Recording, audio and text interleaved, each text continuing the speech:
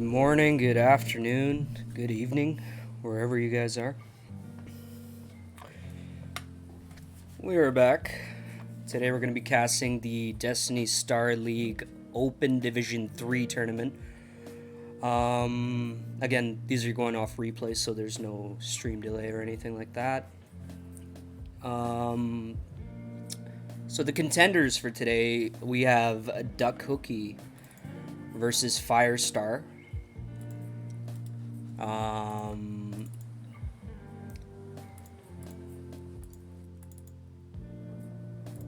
And I'm just checking. We also have Polaris versus Sniper Robots. Let me just make sure we got the right stuff. Yeah. Okay.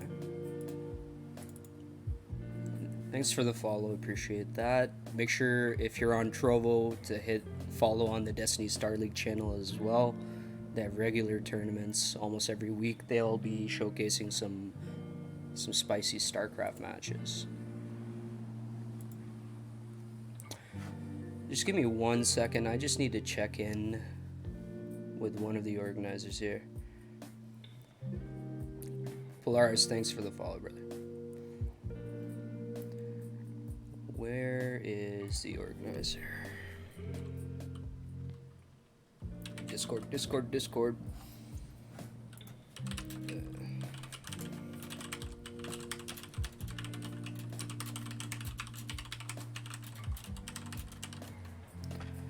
Alright, I'm just double checking because I'm looking at these replays right now.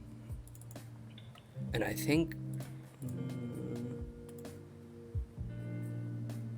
I have a double, like I have two sets of the same replays. So I'm just trying to sort that out.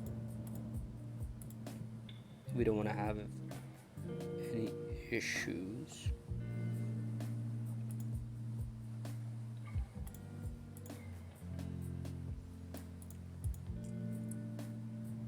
Just take a look.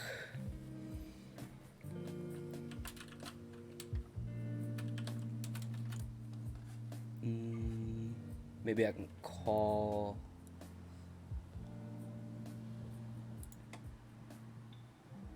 I can give him a little buzz, a little ring.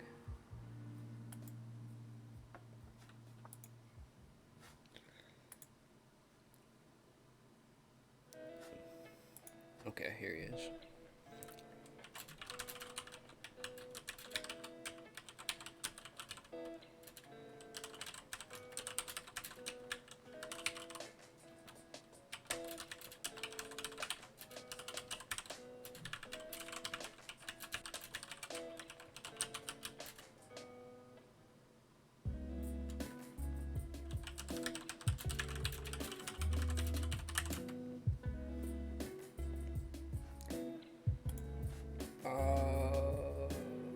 What am I missing here? Am I missing something?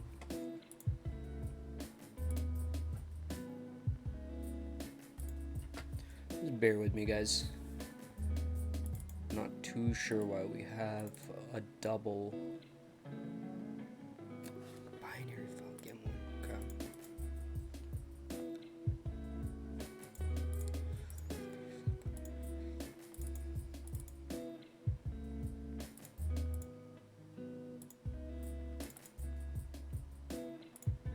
Either way, I think we'll just start with the set that I do have. Just because I don't know what those other games are from. They seem to be the same games. So I'll start with the set I'm sure of. So we're going to be doing Polaris versus Sniper Robots. This is going to be a ZVP. And it is a best of 5. The brackets are already up, so you could check who took this tournament home. But we are going to go ahead and cast them for Destiny Star League. So game number 1.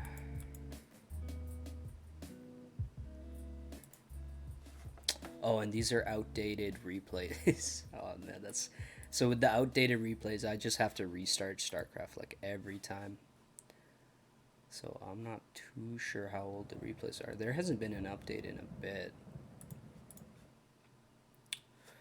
But yeah, let's hop into game number 1 then.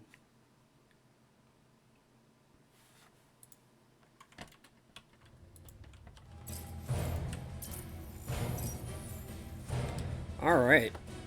In the top left-hand corner, we have Polaris, our purple Protoss player, representing Clan GDAT. The bottom right-hand side, we have... Oh, I forgot the transition. Sorry, guys.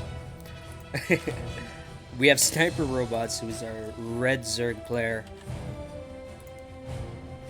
And nothing really cheeky yet. Jensen, nice to see you, man. We are doing well. We are doing well. And guys, feel free to let me know if there's any issues with the audio, music's too loud, or anything like that.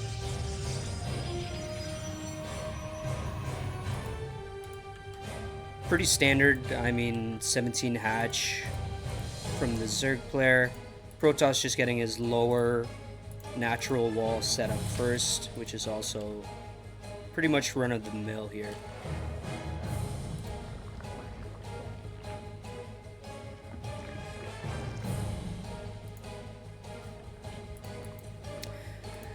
Division 3 is, yeah, I think it is Plat.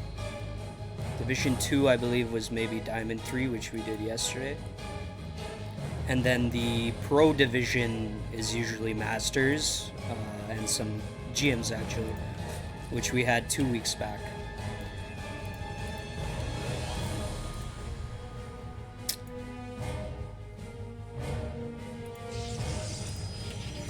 Jan10, I'm not too sure. I'll have to check with Sniper and Benefit if there's any more matches that have been done or if there's anything live. But I'd like to have some free time this December as the holidays come up. So Protoss actually playing kind of greedy here. If he was being cheesed, he might have died already, but luckily he is making sure to keep the Zerg honest here. Here, let me go and I'll fix that. Sorry, guys. Hopefully that is a little bit better. I'll make sure I ask Benefit about Division O then, Jan 10. And if there's something available, yeah, we'll for sure get the round of 4 in the finals casted. So Zerg, obviously his third has been slightly blocked in the natural position you would want it, so he went ahead and took the forward base, which could set him up for some open access to harassment and, you know, just not being able to defend such a wide area.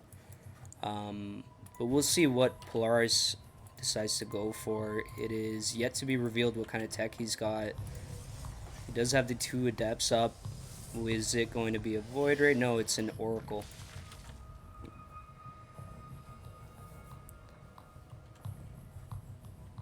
I don't think... How many queens do we have? There's 3 queens out. I'm sure he's going to make 2 more. And then we'll see if Sniper Robots goes ahead and gets that spore timing down at the right time. The Oracle is just about to complete, so it is moving across the map now. A Roach Warren down for Sniper Robots, but yet to see any spores. Hopefully if he gets his queens in the right position, he'll be able to hold it here and not lose too much. Luckily this queen spots the Oracle coming in, so Sniper is aware. Polaris pulls back, playing a little cautiously. He doesn't want to lose this for no damage. And back home, he's got 2 Oracles about to be completed. So with the 3 Oracles, this is a very vicious attack. They can essentially ignore the Spore Crawlers and still get lots of damage done. And I believe the second base here would be the prime target because it's got oversaturation of drones. And Polaris most likely is going to take his third behind this. The Adepts shimmying out here as to... I assume to secure this base. Two Evo Chambers coming up along with the Lair about to finish for Sniper Robots. So he knows there's a Stargate on the way. And I'm wondering if he's going to transition into maybe Hydras.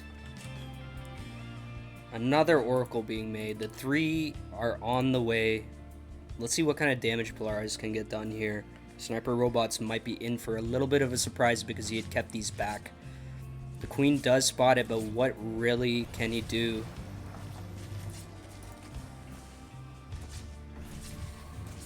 Okay, Polaris playing still pretty conservatively. He's just going for, rather than going in for damage, he's going for a scout. And hey, no harm, no foul. I can't hold that against him. Overlord comes in for a little scout. There's 2 sentries here which are gonna just laser it down eventually. Ling's poking out the front, but there's nothing really to see here that he's already spotted.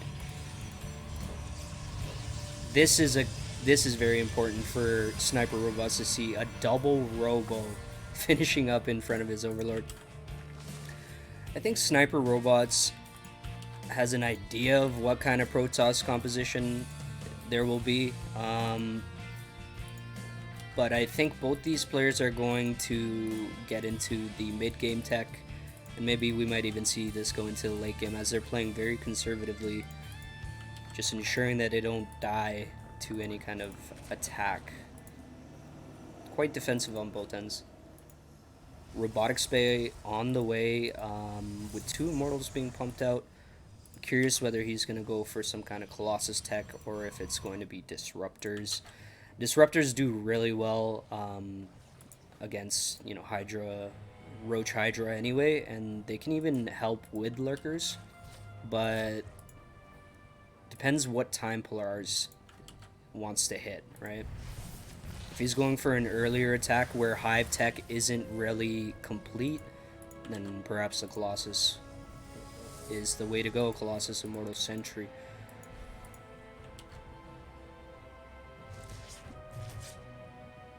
These guys still getting what they can. I think altogether they have maybe 7 kills.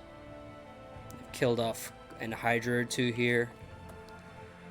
Pretty tame game in terms of, you know, the opposing spectrum where it's a bloodbath. But let's see, Sniper Robots is amassing a little bit of a force here. And I imagine the way these guys have been playing, we're only going to see a real fight when they're maxed out. So the upgrades are good for Sniper Robots currently, but he's not following up with the 2-2. On the other end, I don't know if I've seen a Forge, and that might come to bite Polaris in the ass down the line.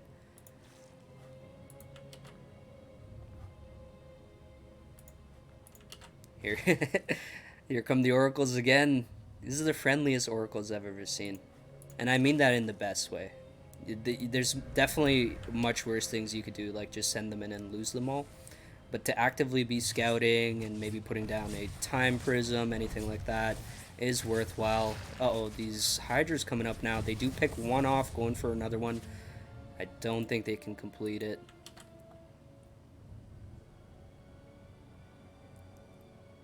Alright. I don't know. This is very interesting. I like this. Not enough people do spread kind of creep everywhere. I imagine it also helps to block expansions if you wanted to on the opponent's side. But here comes Polaris. He's moving out on the map, and I don't think... Oh, he has an observer here that spotted the Zerg army, so he is retreating to defend his 4th base. And the Zerg gets slightly delayed by this small group of Zealots here, and now that's a pretty good surround. If you take a look at these... Oh no, but the Colossus have no defense here at the north side, and 2 Colossus going down for A small exchange of roaches, maybe a couple hydras, but definitely not worthwhile for Polaris, as he has to make 2 more now to be able to get that Colossus count to what it needs to be. Excellent defense here. The Adepts are hold position between the pylons and the shield batteries. That will never die. Oracle's coming in here just to make sure... Oh, was he out of battery energy? I think he might have... No, he had full energy, so he just didn't manually save the pylon. That's fine. There's a lot going on. As these guys get to 4 base, 5 base, I mean, the multitasking is the most important here. Sniper robots moving in for an attack here. And this is pretty dangerous for Polaris, because if he breaks those 2 Colossus, then Polaris really doesn't have a strong force behind his army anymore. He's only got 2 Immortals in there, I believe. Oh, wait a minute, 4. They were hidden under the Colossus. 4 Immortals, that's pretty good. But they're not going to beat Hydralisk without the Colossus there to support. Let's do a quick tech check. Spire going down, double Spire, Infestation Pit, Hatchery. I think Sniper also just clicked. He's like, oh, I should tech up. So 2 macro hatches going down. I think Sniper Robots is getting ready to become that huge economical force that we see Zerg in the late game. I really do believe Polaris should be making it his priority to make sure there's no new Zerg bases that go up as he continues to defend and expand. 1-1 for Protoss also finally completed, whereas Zerg is +2 range attack with +1 carapace. And +2 attack coming out for the Protoss right now. While he attacks from the north with a lot of Zealots here, and his army most likely will be able to fight here with good force fields, maybe a couple Guardian Shields. Oh no, he's moving into the Zerg army where you rather would want to be kiting there. Force fields weren't bad, they did block some of them off, but I think he's going to lose all his forces here. This might have been one of those situations where you want to instant recall when you realize the army's way too big. Good counterattack here by Zealots. They may be able to get this base. That'd be a huge pick off. It would really cut the legs out of from under the Zerg player. The Queen heals are OP, just saving that hatchery there.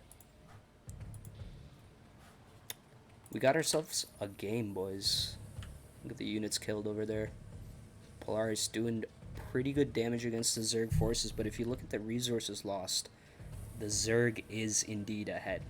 Roaches are just very cheap. You just, yeah, I'll throw a whole army of roaches out. Uh-oh. I got distracted a little bit. So he's attacking the 3rd, but there was a Ling run by which A moved back. I don't think that's what he wanted. They could have done more work in here, but the Colossus did just pop out. So maybe he would have cleaned it up quite easily. 11 Corruptors being produced right now, with 5 already here. 2 Spires, but no air upgrades. And I think that's just because of all this stuff that's going on. Lots of multitasking being done here. It's not like Sniper doesn't have the money for it. Here comes another Zealot run by here in the north. Zerg is going to be pulled away and distracted up here topside. Meanwhile, this new base gets not even denied, just straight up killed. So a loss, overall net loss there for Zerg, and then he's coming back to finish what he started. These Colossus are taking a ton of damage, but the Archons are under the Corruptors. I don't think they can do too much here, though. The Corruptors just hard countered that. There's no Stalkers here either. It's just Archons that can shoot up. And I think the Immortals and Archons are not a good composition against these Hydralisks. So again, he's going to have to pull back.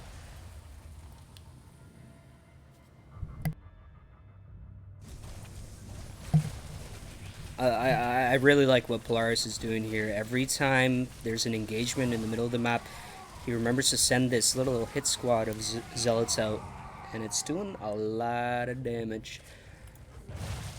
Polaris doing excellent to shut these bases down. Like I said earlier, that is the priority. You kill the Zerg bases, they have less larva, less mining, and if you cripple their economy, they can't just trade armies anymore. They can't just throw money at the issue. And Zerg finally deciding he's tired of these Zealot Warpins, because they've really put him behind in the game.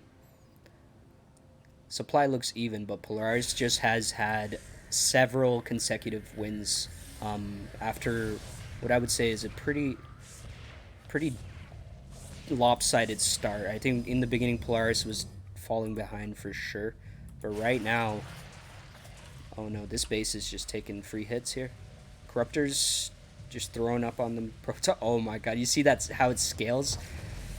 That damage is unreal. Okay, the Corruptors could pick off a few Colossus here. They're not... There's so many Corruptors here. They're not really worthwhile with only one Colossus. Time Traps catching the bulk of the Ling run by. And Zerg moving out, I guess to deny this base. But really, Protoss is setting up another base up here. +3 attack and Carapace on the way for Zerg. Meanwhile, Protoss going for +3 melee attack and armor. So in even, almost even upgrades, I would say. Although the Protoss +2 attack is quite strong. That Time Warp just absolutely crushed the Zerg. The bulk of his army is just still sitting here. That's a lot of frozen supply.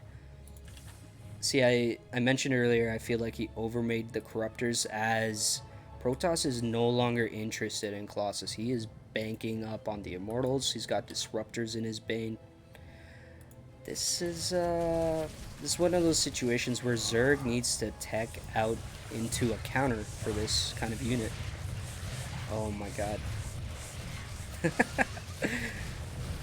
Alright, Protoss finding yet another 2 hatcheries here, ripe for the picking. And that's just huge losses, and this base has almost no HP, so this will go down within like a couple hits. It won't even take that long. And we're starting to see Zerg get smushed in a trash compactor. Broodlords could have been the answer, but this is too little too late. There's just really nothing here. Protoss can basically just win with charge lots here, as Zerg cannot reproduce an army. And I do believe we might just get a GG here, folks.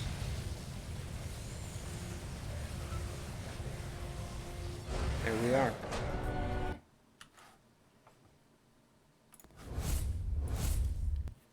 Well, that was a spicy match. Well played, both Polaris and Sniper robots. Now give me a second here.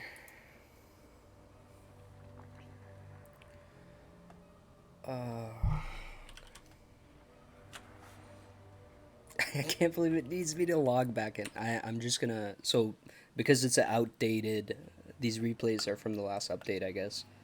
Whenever that was. It makes me, like, leave the server. So I have to restart. Okay, so the organizer has gotten back to me about the replays. He wants me to send him a screenshot. Okay. Alright, just bear with me, guys. I gotta send some images. I can learn to understand. Oh my god. I can... Do not do that.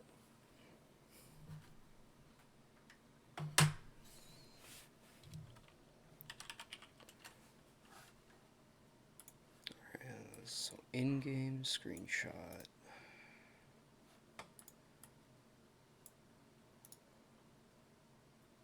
Copy, paste here, yes. And I'll send him the other one.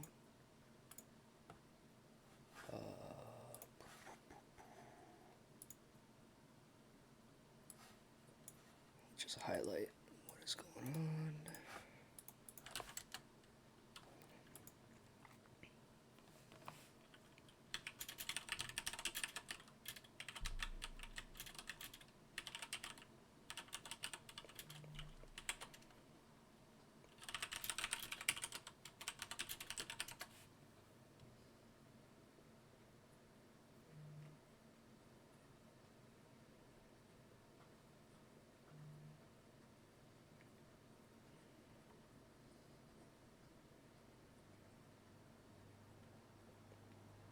Just give me 1 second, guys. I'm just waiting to see if he can respond to me. All right, we'll just continue with this series for now, as I'm 99% sure this one's fine. So next game, did I mess up? No, we're good. All right, cool. Game number 2 is gonna be on.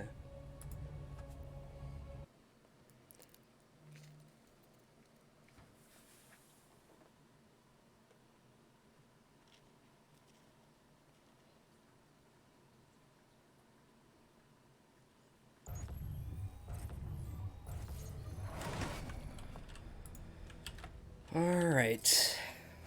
Let me just make sure we're on the right scene as well. Okay, in the bottom right hand side we have our purple Protoss player. It is Polaris.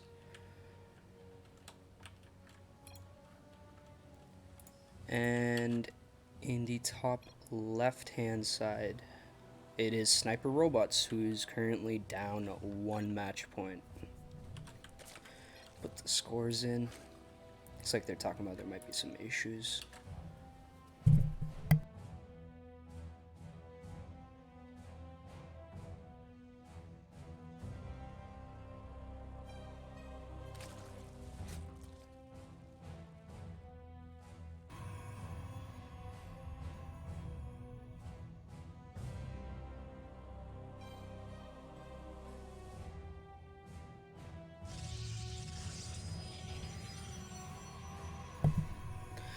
Alright, well, in terms of the Zergs opening, it's just a 17 hatch. Protoss taking his lower expansion here at the natural, walling off. I can't imagine that these guys would open up any differently. It seemed like they were really strong macro players, to be quite frank. It'd be interesting to see some kind of cheese in this. But I do believe these guys are just going to stick to their guns and try to execute their builds.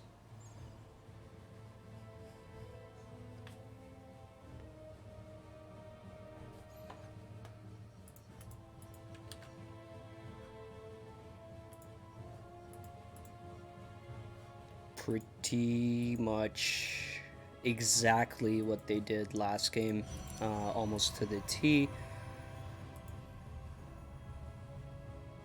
Sniper Robots, again, just keeping his probe at the third to make sure he knows the timing that the third is going to be taken. If you don't see a third being taken around 3 minutes, it usually is an indicator that the Zerg is either fucked up or he's going for some kind of cheese play.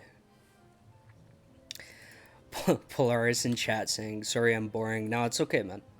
Boring, there's no such thing as boring. There's no such thing as boring. Scooby Snacks Poker, this girl I'm working with thinks you're cute. Hey, man. You think I'm cute too, right? It can't just be the girl. You need to support me as well.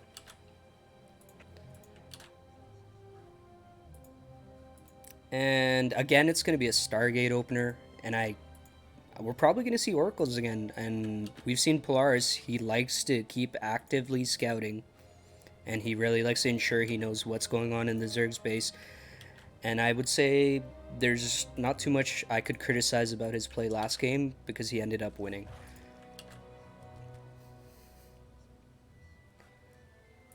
Let's see what is going on next. Very interesting. So yeah, it is going to be the Oracle. The Overlord this time knows he is safe because there's 2 Adepts and an Oracle on the way. I imagine the Sentry is going to be made to deal with that. For now, free scouting. But Polaris isn't the one to try to pull the rug out from under you. Because he's an honorable Protoss player, seems like. Sniper Robots got his 3rd almost completed. Spore Crawlers are on time. So this is good, this is good. And again, the oracles most likely will just poke in, throw down the vision wards, and then be on their way out. Oh, sorry, I should have captured it doing that as I predicted it. That would have been much more professional. Roachwarren is the tech choice for sniper robots again. So like I said, very interesting though, I want to point out here, he made his lair at the natural. That is to kind of mind game your opponent. As we know, Polaris came in, scouted this. I don't know if it is... Maybe he knows. Let's see. Polaris does not know. No, he doesn't know the lair is up. And that could make a huge difference in terms of Nidus play, early infestors, anything weird like that. Dirty though. We're gonna see Polaris get to the 4 Oracle count again, which was quite strong for him last time. He did get a bunch of value eventually, especially just in scouting. Look at this, taking his 3rd. He's not scared, he's not worried. Double Robo again, exactly the same build he went for last time. So I'm curious to see what sniper robots decides to kind of change up to be able to handle the fights that he had to take last time, because he was losing a lot to the Immortals and Archons by the end of it. He had overmade Corruptors in response to the Colossus, and I think Polaris just tech switched at a really good time. Boom, Gateway Explosion. 3rd base almost complete. No Twilight here yet. He's just getting... Oh, look at this. Double Observers queued up. Immortal on the way. And Zerg is going again. Hydralisk Roach. Which would do really well if he was to go and attack right meow. Like immediately. And I think that's... Maybe he has recognized that that timing he had missed last game. He's going to take advantage of it here.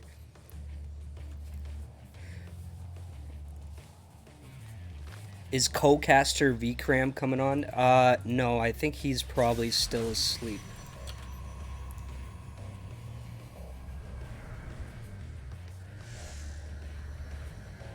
So nothing, tell him to go to bed, you know? I really like these time prisons, the stasis wards they're called. Learn something new every day. Oh my god. Okay, this was slightly a fuck up on Polaris's end. He lost an Immortal for free, along with a couple Zealots and a Sentry.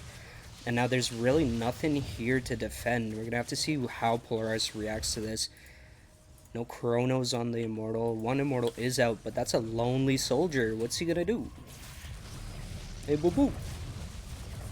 Bunch of sentries warped in. All they have is force fields for now. I think Zerg has broken the Protoss player. Here come the Oracles with no energy. There goes the last Immortal. I think there's one more. Where is it? There it is. Losing the 3rd, this is really going to put Polaris in almost a game-ending position. Just as the value starts to stack up there. Like, look at that, 4K. Yeah, I think Polaris just was not expecting that attack. Even taking a 4th, slightly greedy. And Sniper obviously pouncing on the opportunity as soon as he saw it. Polaris, were you in class, Polaris, during a tournament match? Polaris, you should have just bowed out. But I guess that's the benefit of school from home these days. You can be truly the best StarCraft player in the world. Oh, nice try, nice try, nice try. GG.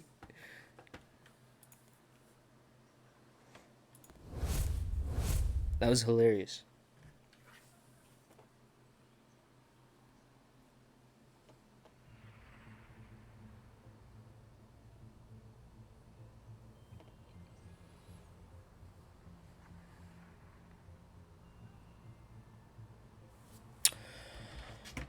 So give me a second while I just restart.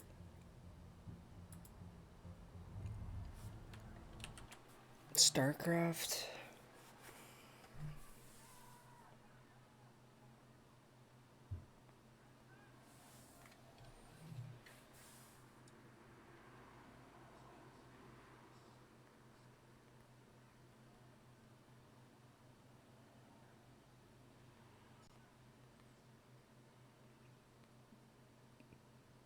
Sorry, guys. Work related. Alright. StarCraft is restarting. We're going to get into game number 3. Sniper has saved the day. Sniper. Oh,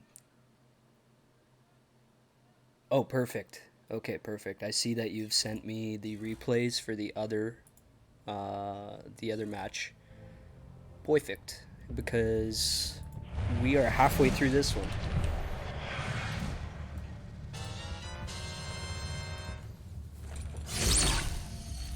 Oh, sorry guys. StarCraft is loud again. It do that. It be like that sometimes. Okay. So we'll finish the series first before I grab the other replays for the other one. So this is going to be game number 3. Sniper, thank you again for coming in and saving the day. Hey, take care, Frugal. I'll catch you later, man.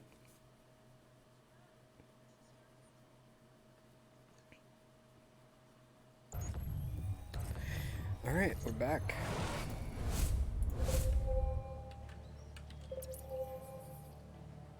In the bottom left-hand side, we have our purple Protoss player.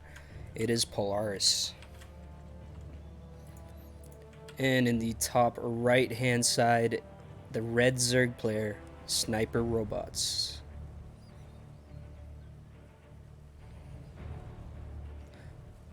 Thank you for the follow, Pope Man Francis. And yes, guys, please, if you can, please follow Destiny Star League on Twitter, YouTube.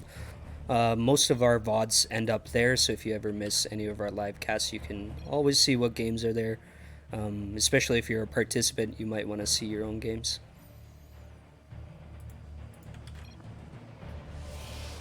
They're just chatting. They're like, wait, did you have upgrades? He's like, nah.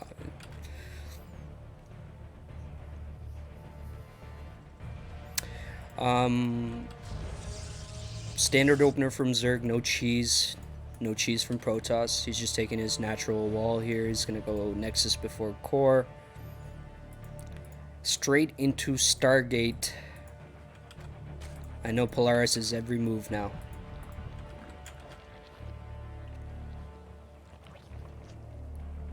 Yeah, Sniper, please drop the link for the Trovo here as well.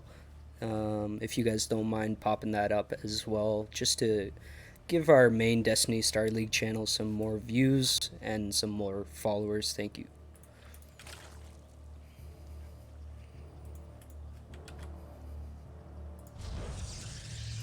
There's the core right after the Nexus. He's going to take his second gas, and as soon as he can, he's going to put down that Stargate. Pretty much exactly the way the last 2 games have opened up. Polaris here, keeping an eye on the timing of the third. There's the gas, extra pylon, at home, no cheese. It's just one of those matches where you want cheese, but you're not gonna get cheese because the 2 players have such strong macro that they enjoy it. They enjoy the macro play.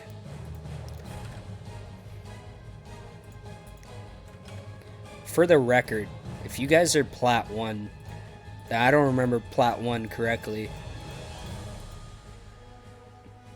If I had to guess without knowing what you guys were, I would have said probably you have the mechanics and your build orders down up to a Diamond 2 level in NA.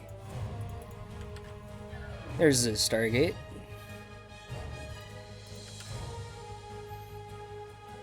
Third base down for the Zerg player. He's just going to saturate his main and natural And as long as he remembers to put the spore down, no real threat yet.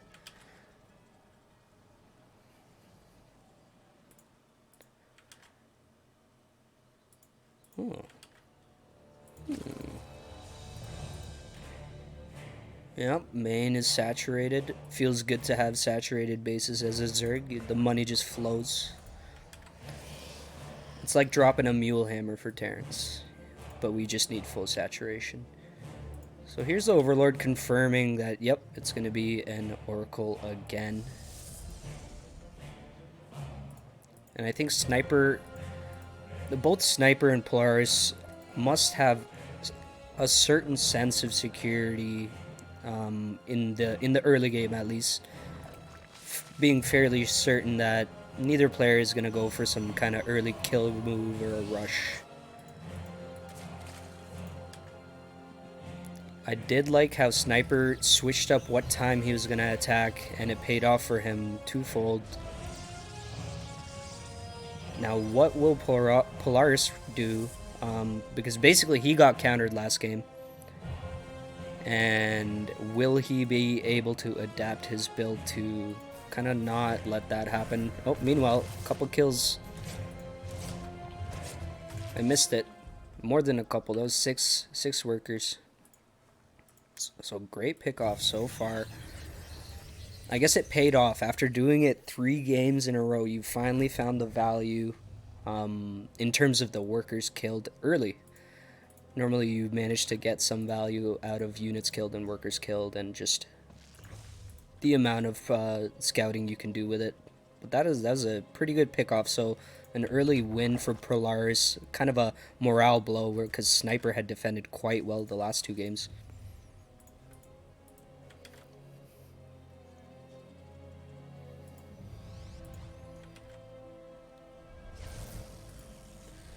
Finally, this pesky Overlord. Double Robo. Third base is down. Pretty much the same build from Polaris. I'm looking for the Roche Warren. Where is it? Where do you hide it? There it is.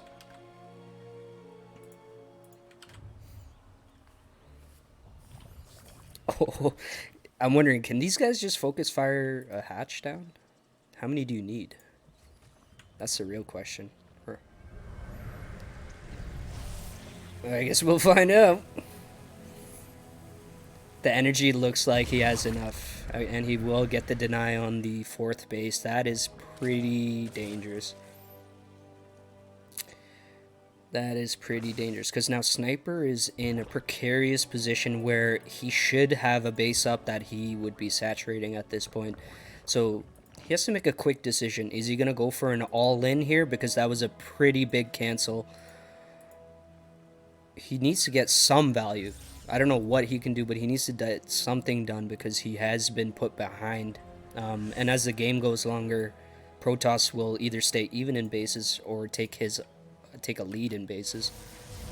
Slow Lings, Ling speed just completes.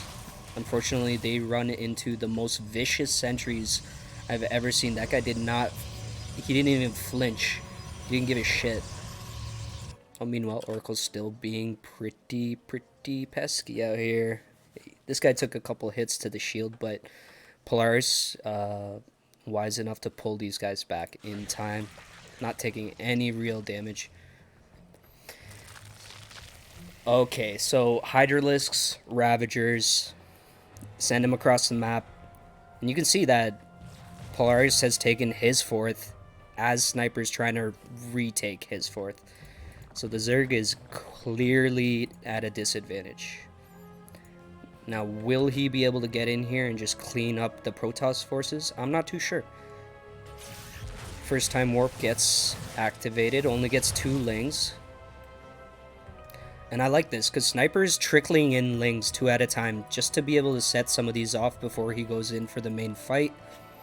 And that's going to make a huge difference, because we saw last game half his army supply was just stuck in a time prison in the stasis ward.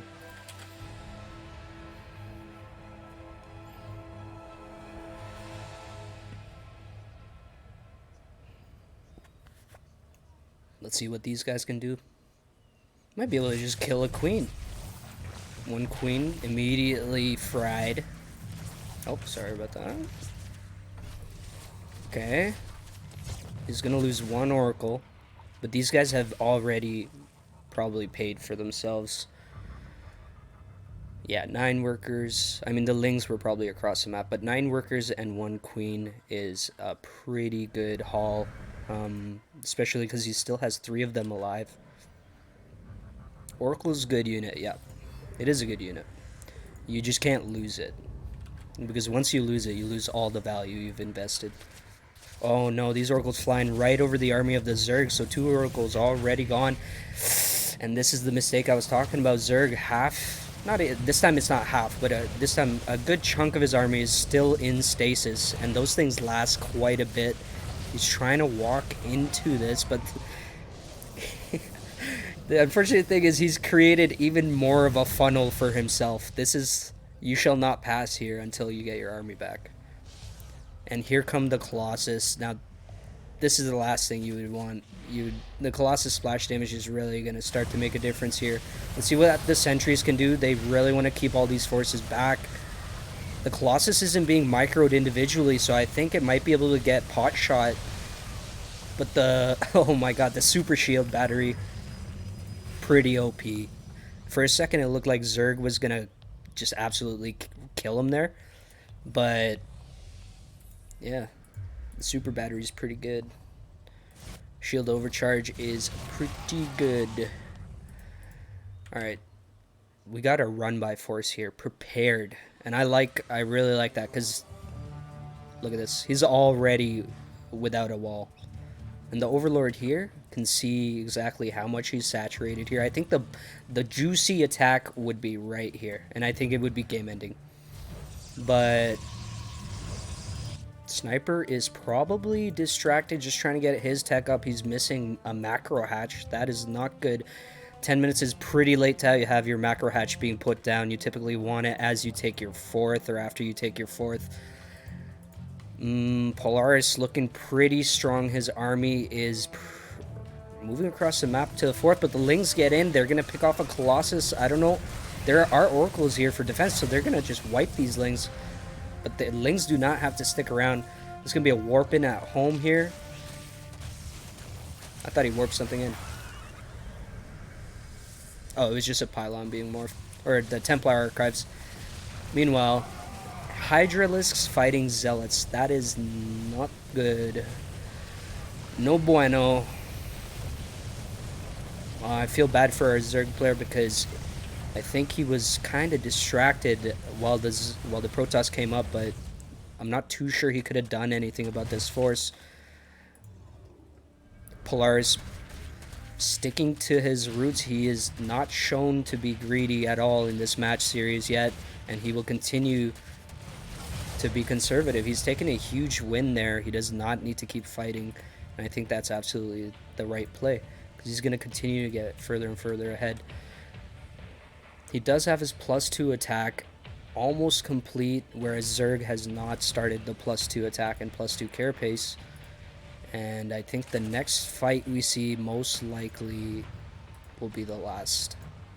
Once that +2 finishes, the DPS difference in itself will be too overwhelming for our Zerg player. Like, these Zealots are just going to start cutting, even roaches. They'll just, yeah. +2 attack not done yet, so I think this is slightly premature, but as you can see, it might not matter. It just might not matter. There's so many Immortals here with the sentries, especially the Guardian Shield, which essentially debuffs your opponent by an attack, by a ranged attack upgrade. So the sentries, he's got plenty of sentries here with plenty of energy. You can just keep ramping this, closing the ramp here. And I don't think Sniper has much left in the tank. He's going to come in here for a last-ditch effort, sniping off what he can. But I think this is going to be GG, as the Protoss reinforcements are just arriving. Here's a handful of charge lots.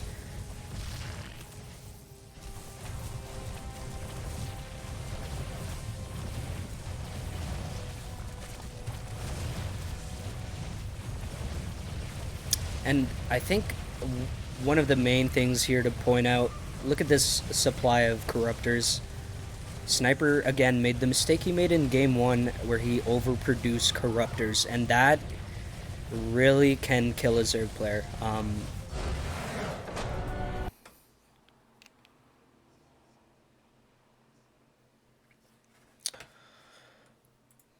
Alright. Well. Guys, what's the score? Like, what is the score here? That was game 3. I think it's 2-1 for Polaris. 2-1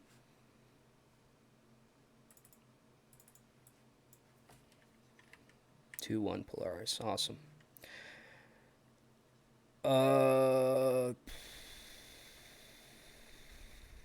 I'm just restarting StarCraft, as these are old replays, so it makes me log out of online. Some weird stuff. I don't know why Blizzard hasn't fixed that. Oh, that's right. They're not supporting StarCraft. Yeah, okay. Alright.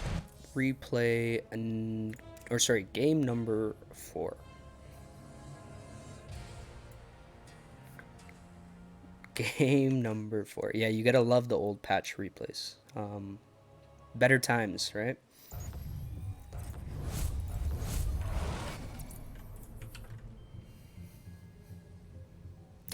Alright. Our purple Protoss player on the bottom right hand side of Death Aura is Polaris. And he has done well to secure himself a match point lead in this best of 5. On the top left hand side, it's the yellow Zerg player, Sniper Robots. And I think last game Sniper Robots lost the same way he lost the first game. Just kind of overmaking Corruptors, which could have been a whole ton of mineral gas and supply of other units.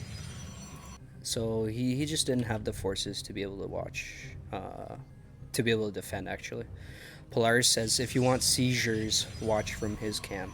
What, are you a spaz, Polaris? Let's see. Polaris is a spaz. Confirmed. He seems to have a twitch, a nervous tick, an itch he has to scratch.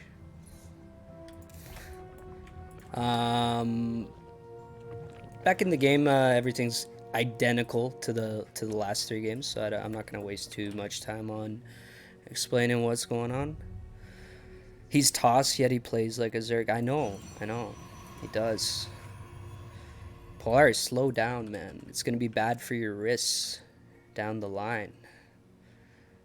It's all about the efficient clicks per minute, right? Like, what's it? APM? Where's EPM? How do I get that? Where's the EPM? There's an EPM one. Oh, there it is. This is the true. This is your true APM.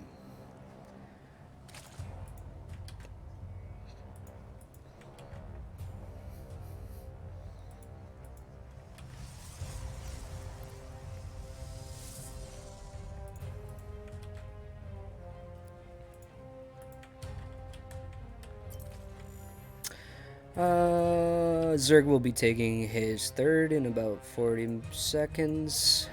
Overlord here, but surprisingly, where is the Stargate? Or am I just early? I'm just early, guys, sorry. Stargate coming soon. To be found in a theater near you. The Stargate harass.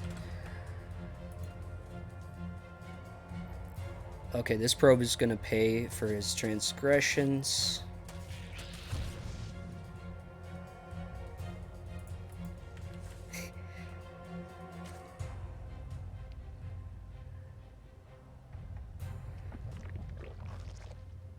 Alright, there's the 3rd. Where's the Stargate? Where is it? He hide it? He hid it up here this time. So in the last 3 matches, I believe the Stargate was just sitting here at the front somewhere. But maybe that's because you don't need to wall that off like that. This is a 2 structure wall. Death Aura is good for that. Oh, my bad, guys. Every time I restart StarCraft, oh, no, it didn't. Okay, we're good. We're good. We're good. We're good. Volume's fine. What is this? What is going on? Oracle? Oracle.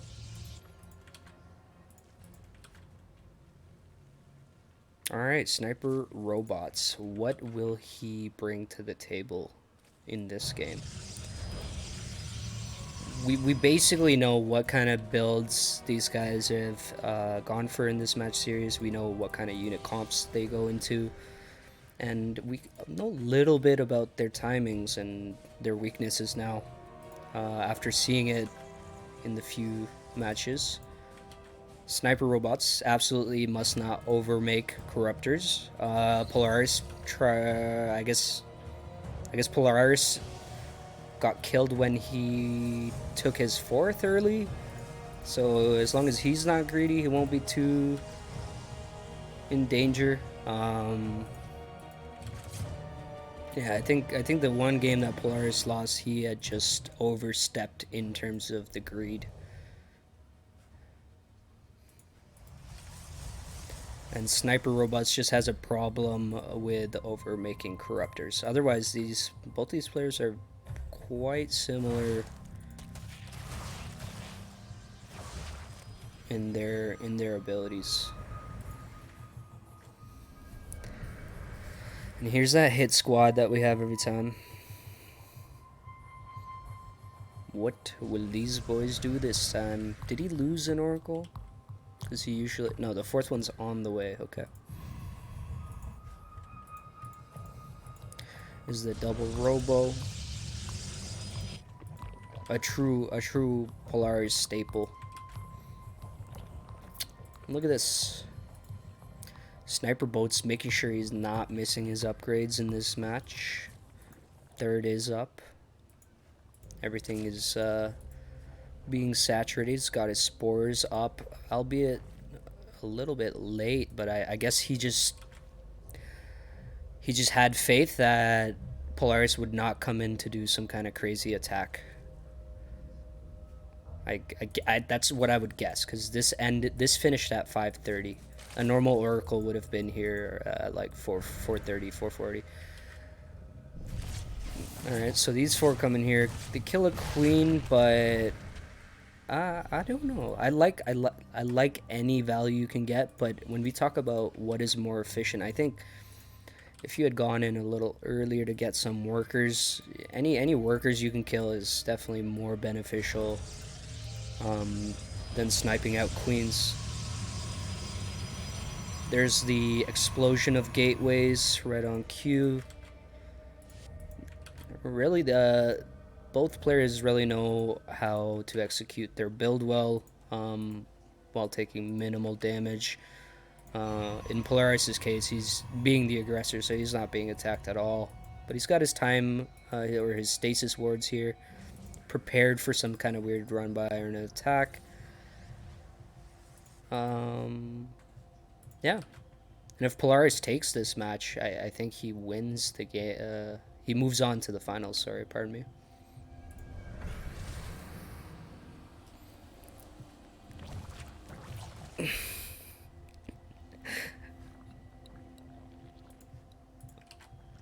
I did. I gasped when I thought there was just one Robo being made, but then I saw the other one.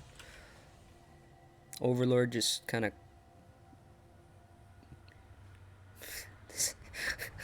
Look how slow this thing goes. You really...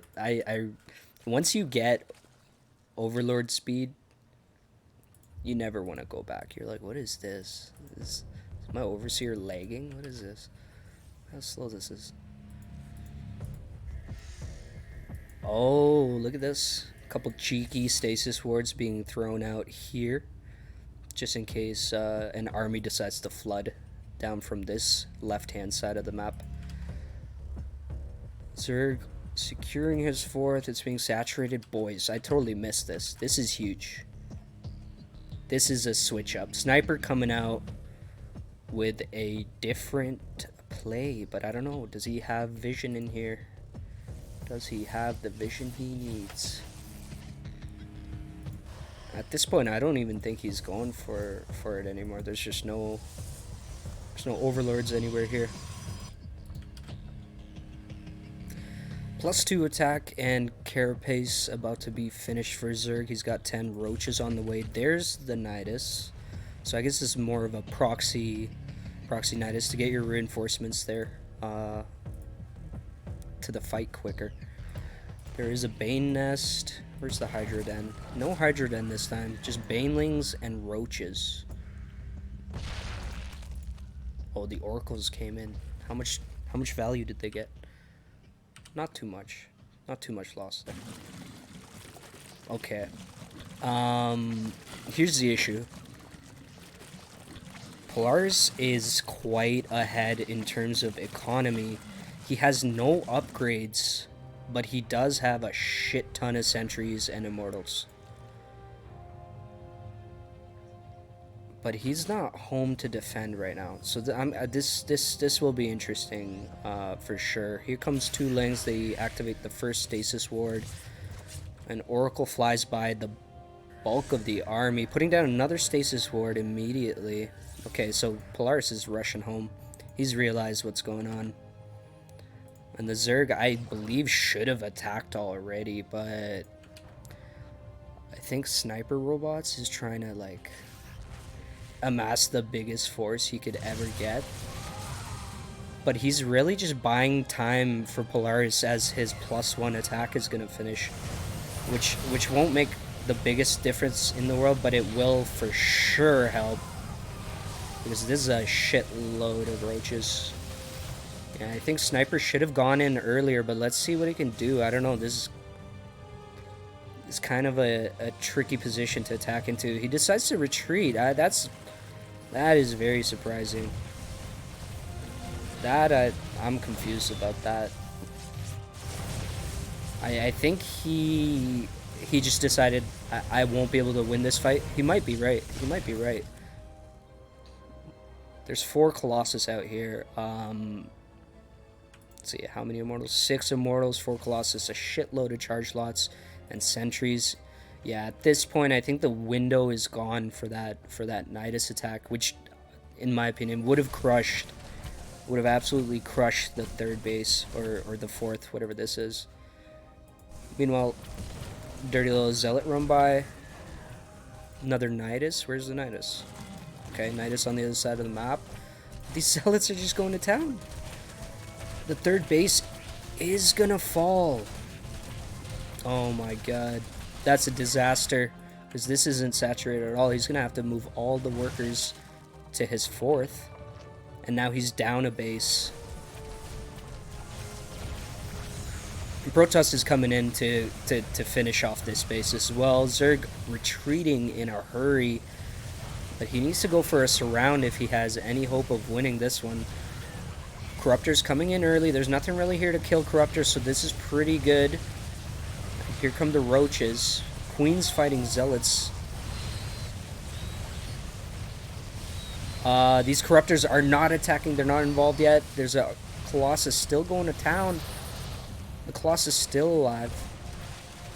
And the roach count is just so low now. There's like 3 Ravagers and like 4 roaches left. There's more Immortals than I think the Zerg bulk of the force.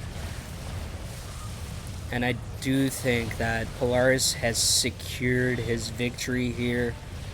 And we're going to see him move on to the finals.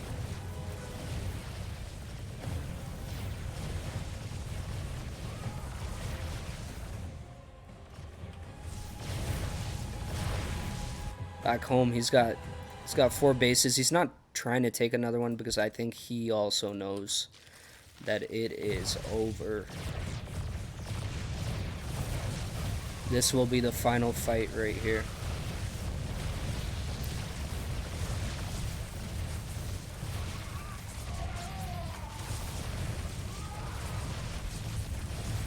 Sniper gives a GG. Alright.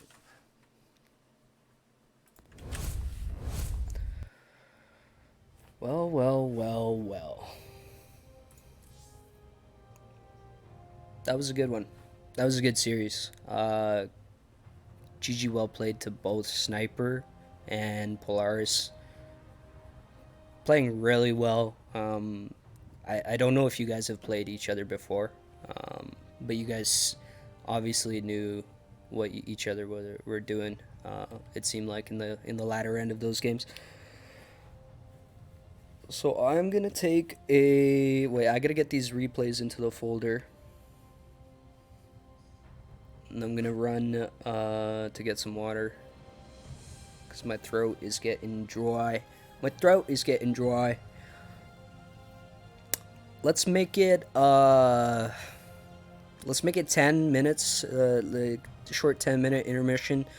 I probably will be back before the 10 minutes, but I don't wanna put it to 5 and be late. So rather be early than late. So we're gonna put 10-minute break on it.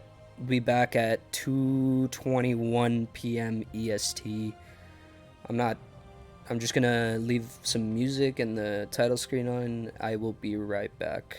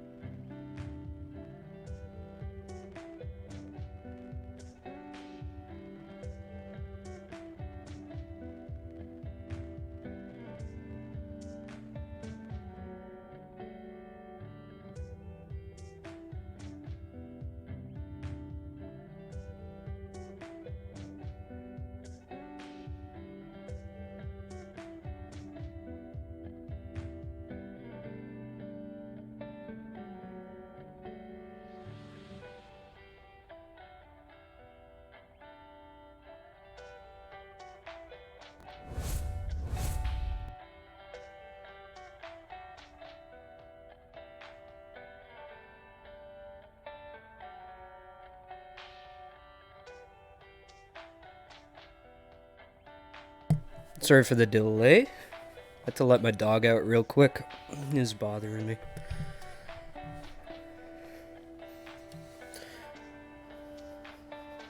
Alright. So I don't want to give any spoilers. But if you squint, I guess you can see how many games there are. This next series is going to be Dakuki versus Firestar. I think I saw Dakuki, he was in chat, so hopefully you're still around, buddy, because we're going to be putting your game on. And I'm not sure if Firestar... I don't think I saw her, or him, sorry. I just assumed Star is a chick. Dakuki's here, alright, cool. Well, as long as one of you are here, I don't feel bad about starting. This is going to be game number 1 on Lightshade. And the winner of this best of 5 will move on to the finals, which we will be airing right after this. So without further ado, let's get right into game number 1.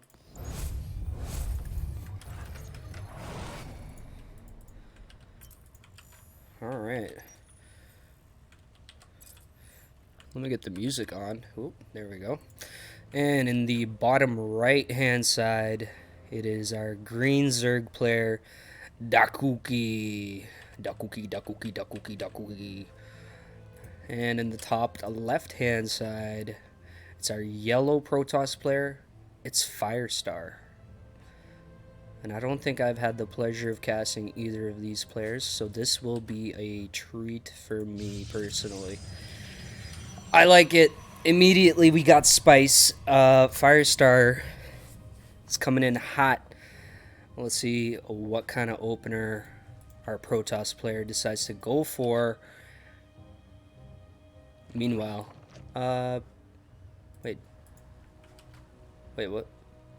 I think Dakuki just did a 15 hatch, if I'm not mistaken, which is for one reason and one reason only. It is to not get blocked by a probe that leaves immediately when the match starts.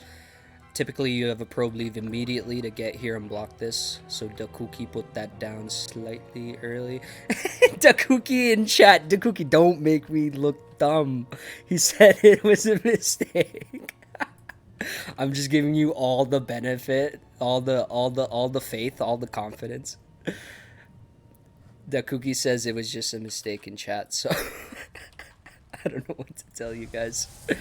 Meanwhile, Firestar going for the old tried and true 4-gate proxy, so I imagine Firestar's just gonna hold Z for a bit.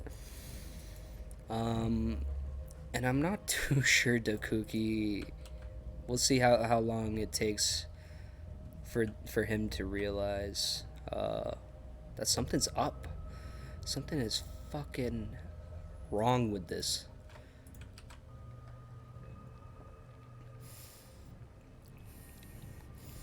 Your internet Firestar is doing what Protoss do best.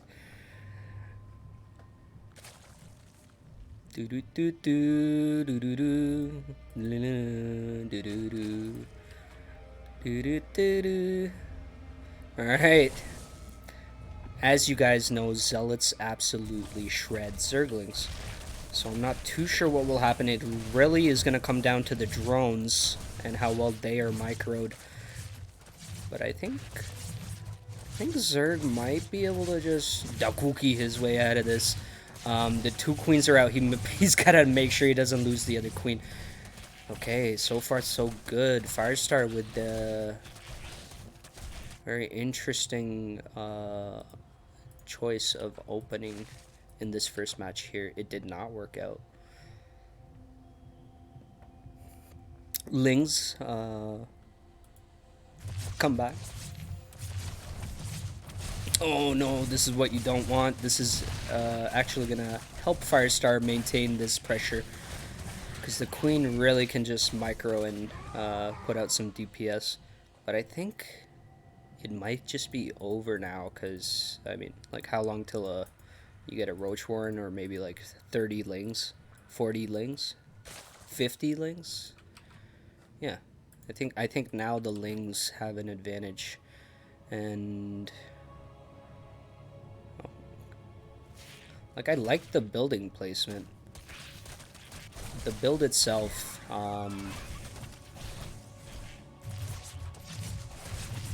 it requires a lot of micro. Okay.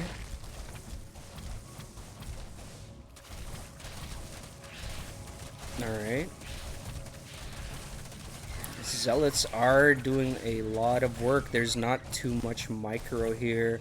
I mean, it's hard to micro really, but you could try to use the lings a little bit more efficiently because all of it ends up helping you in the end when you're cheesed. So back home, Firestar is like, wait a minute, that didn't work? What? And Dakuki's over here like, fuck was my build again?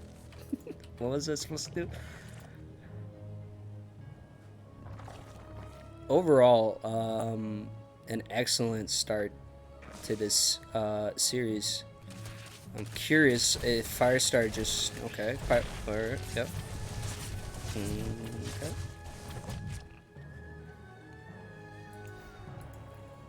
So warp gates are on the way.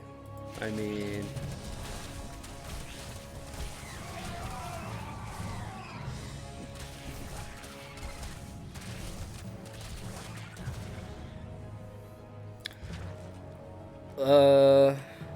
a lot of Z units have died.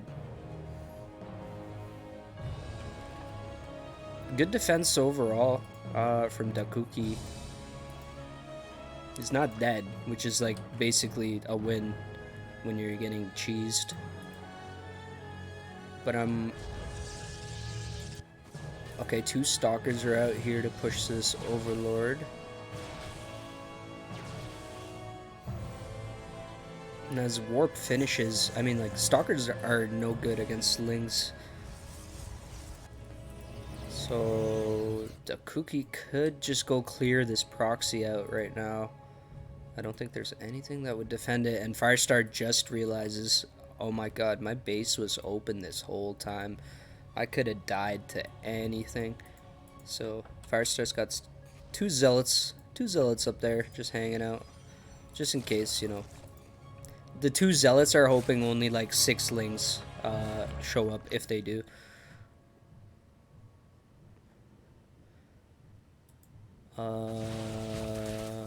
Yeah. Okay, so here's a case in point of why stalkers are bad against lings. It was a good idea. He was trying to kill the overlord, but it made it. It made it. Now, as the proxy goes down, how good of a scout does Dakuki have on his opponent? Aha! The god. The ultimate god. Oh, Adepts is the choice for Firestar. I suppose they would do well against the lings tied in with the zealots. And we have a Stargate, which is scouted, but Firestar is supply blocked right now because the proxy just got completely demolished. So that's a lot of lots of value lost in this game for the Protoss player. But you know, Zerg took a couple hits too. Zerg is also not where Zerg would normally be in a game. And I don't think until these bases get a little bit more saturated, Dakuki will even think about taking a third. So a frontal attack is probably the best choice. And that is what he decides. To Dakuki's surprise, there was no defenses. The Adepts are in a pretty good position. That is... a lot of lings just died there.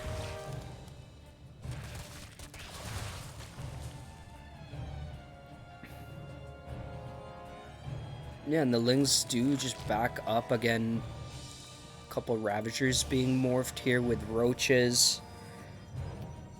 But the natural is completely defenseless. I don't think there is anything that Firestar can do to answer for it yet. There is a Void Ray on the way. But if the ground forces get cleaned up, then a flood of Lings can definitely just win the game, regardless of a Void Ray or not. Okay, he left the door open. I was curious. That was a little curious. The Void Ray is here trying to pick off key units, but just the amount of army here, it'll take the Void Ray forever to kill every single unit. So we are most likely just going to head into game 2.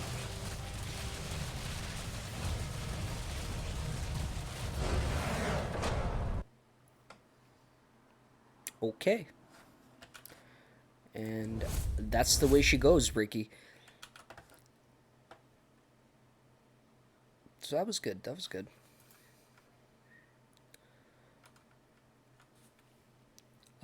I'm gonna have to reload because it's an old replay. Boo-hoo.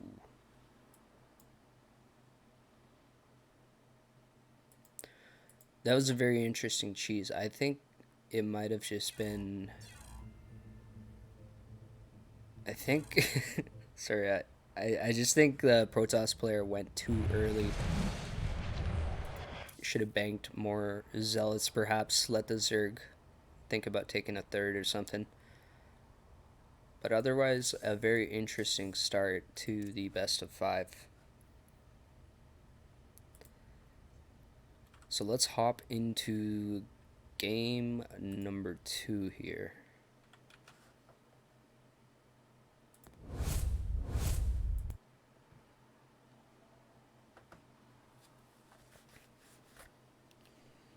The silence is deafening. Where's the music? There we go. Alright.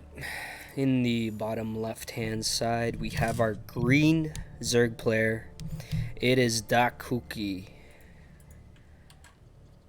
And in the top right-hand side, we have our yellow Protoss player, Firestar, who is currently behind a match point in this best of 5.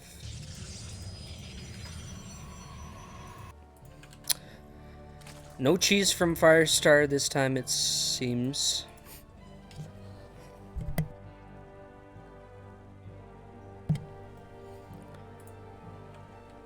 Just waiting to see what Dakuki is going for. He's got 16. Okay, looks like a 16 hatch.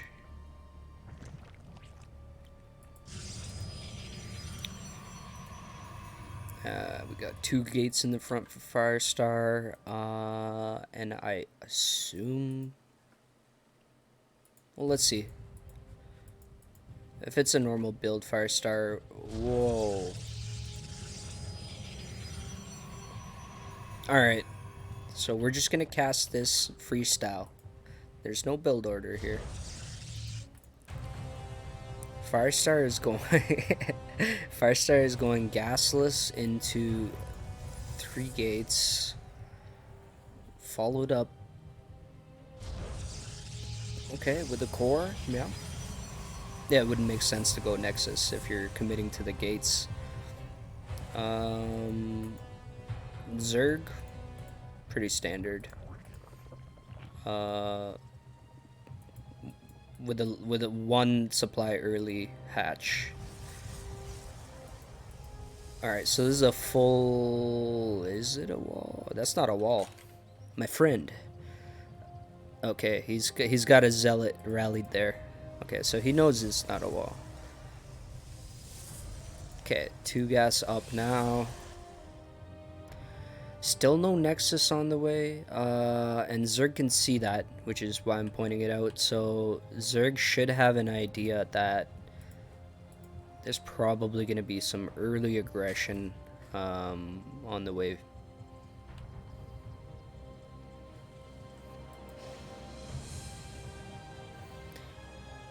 Either that or Firestar is doing the weirdest opening for 2-base expand.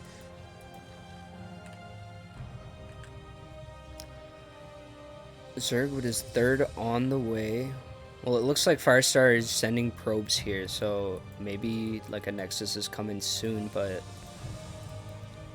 to put it simply, it's a little inefficient what Firestar is doing, depending on what happens next.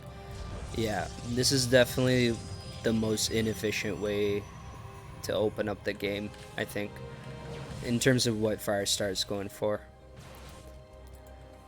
Dakuki, though, seems to be pretty much on track with this massive link force he has. I think Dakuki thought, some weird thing is gonna happen, and there's gonna be like 10 zealots or something. But it is a full wall. I'm not too sure if he will be able to break this immediately, but there are no shield batteries, as you can see. And there's just one zealot. I think he should focus fire some of these buildings now, and he'll be able to eventually break this with just a simple Ling Flood. There isn't enough DPS yet for the Protoss player. And Warp Gate research isn't even on the way, so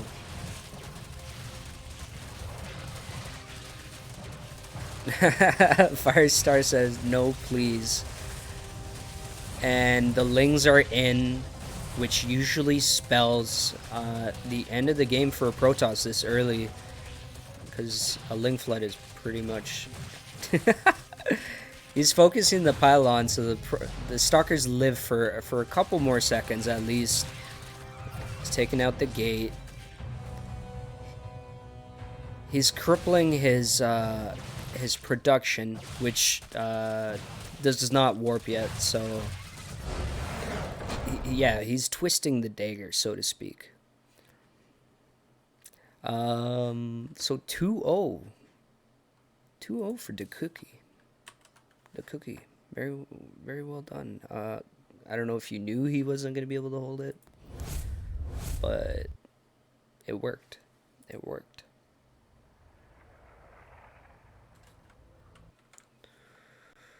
Alright, gotta restart.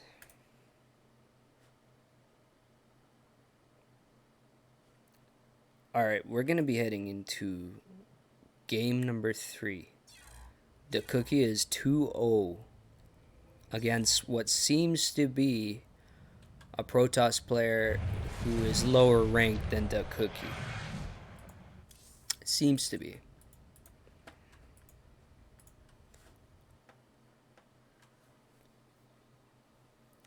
Okay, game number 3, starting it up right now. Well, let's see what we get here.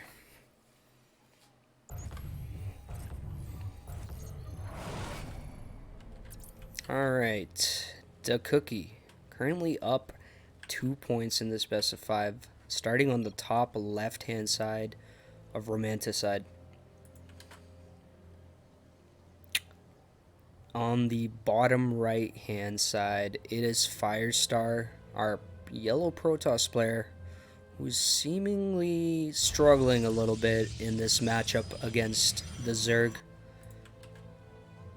But I do believe that Firestar may hit his stride this game.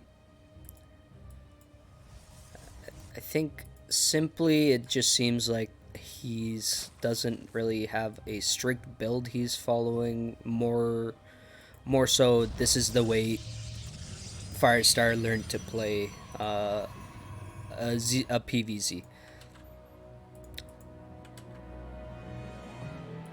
Dakuki with the 16 hatch opener. Gas down for Firestar. 2 gates on the way. Just put a core or a Nexus. Nope. Okay, 3rd gate on the way. And I think this is really the inefficient part of the build for him here. This gateway does not need to exist. And that's why his Nexus was so late, and he couldn't really utilize all 3 gates at the same time. It was usually almost 1 gate at a time. So I think there's something Firestar has to look at in terms of the build he's opening with.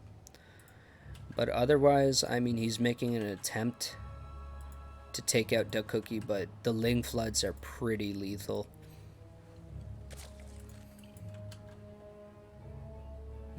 Pretty much the same opener so far. We'll see. I don't know if Duck Cookie is just... When you continue to collect gas like this, it's usually get the Baneling Nest or the Roach Warren early, or you forgot to just pull them. The Cookie's got a handful of Lings here, Ling speed on the way. 2 queens being produced and the 3rd base to come down shortly. So everything pretty standard for the Cookie. He's getting a full scout as well. He sees the 3 gate and the Cybernetics core is in the main. I'm not too sure if he's seen that. No, he has not. But he can assume, like, if there's no Nexus, there's most likely a Cybernetics core. And we have a early Stargate.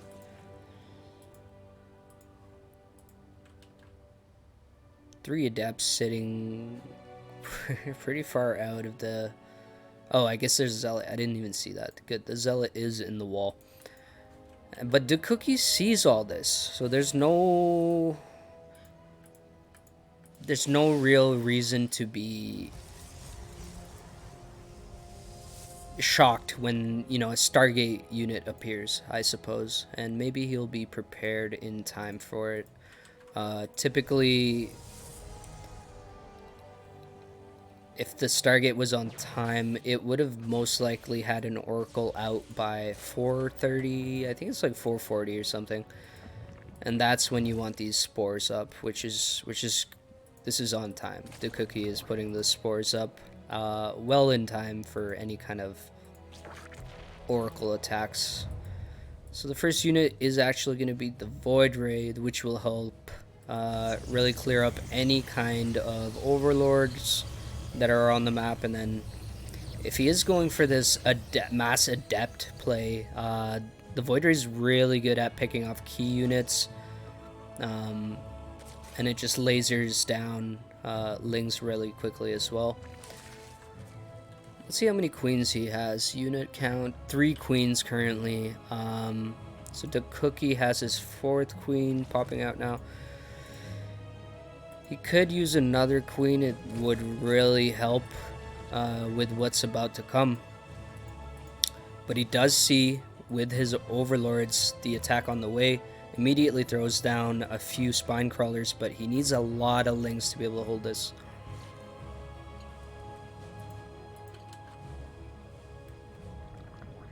Okay, all the queens have grouped. The first queen getting singled out immediately. He's going to pull that back. I don't know if he can heal it. The queen does go down. A couple Lings move forward. The Void Ray being actually target fired. I don't know what's going to happen here. The Spines are almost done too. A bunch of Lings pop out, and here comes the Lings. They do start to shoo away the attack. With the Spines out now, it's pretty difficult to push that position. 1 Roach pops out. And where's the reinforcements for Firestar? Kind of just waiting in the middle of the map right now. And the Roaches will start to just pick off these Adepts. They do really well against the Adepts. 1 queen getting singled out again. He does snipe it, so pretty good target fire, but I think... Yeah, I don't know if the reinforcements would have completely helped, but it did not work, the attack he was going for. So good defense from the Cookie. Protoss is still pushing forward, but I mean, I think there's like, yeah, there's like 8 Roaches here now.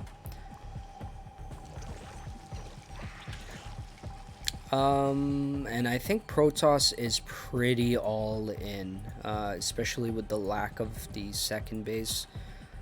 And he's sending where are these where are these guys going? Okay, so the stalkers, I mean, they're gonna get absolutely destroyed. There's way more roaches than stalkers. I think that might have been a misclick, but I'm not too sure. There's 2 Void Rays now, which would have been great with the ground forces that he had earlier, but he did not end up saving the forces he needed. So this is looking really bad for Firestar. He's throwing down his Nexus now, almost an act of desperation, to try to claw into the mid game, so to speak. Here are the Void Rays, but I mean, yeah, the queens. There's plenty of queens here, and he's making more. So I don't think he's gonna be in any trouble unless that Void Ray count was like 8 or 9 Void Rays, where they can just melt queens immediately. But again, Firestar doesn't have that 2-base economy to even come close to pumping out the amount he needs. And you can see just by the supply difference here, the cookie up 20 workers, that's going to be a huge economy advantage. He's already floating a lot of minerals. He just has too much that he can't spend right now. Essentially, this gives him the leeway to like put down more bases and just continue to make more queens as he's teching into Hydras now. And these Hydras are going to be lethal because there's really no counter for them yet. He's put a fleet beacon down, but can you afford carriers on the economy you have as Protoss here? The answer is no. Duck Cookie moving out on the map now, feeling pretty comfortable with the force he has, and I think rightfully he should. That's a pretty healthy Hydra count with a handful of roaches that will tank the frontal damage. So I think it's a great move. There are a ton of stalkers here, but they're going to be overpowered shortly as more Hydras come along. That is a lot of Hydras, man. Like this, the DPS that you guys are going to see from these Hydras right now, it's going to show you the difference in the army power. Yeah, things are just blowing up. Protoss parts everywhere. It's a massacre. The third base, is it going to get canceled? No, it actually gets destroyed. So that's 400 minerals gone out of Firestar's pocket there. And there's really nothing to defend. I think there's like 3 Void Rays sitting somewhere. They recalled. Okay, the Void Rays are home. But this is the exact counter to Void Rays. So you're fighting an uphill battle with your knees broken and your foot chopped off, and they tied an anvil to your neck with a chain as well.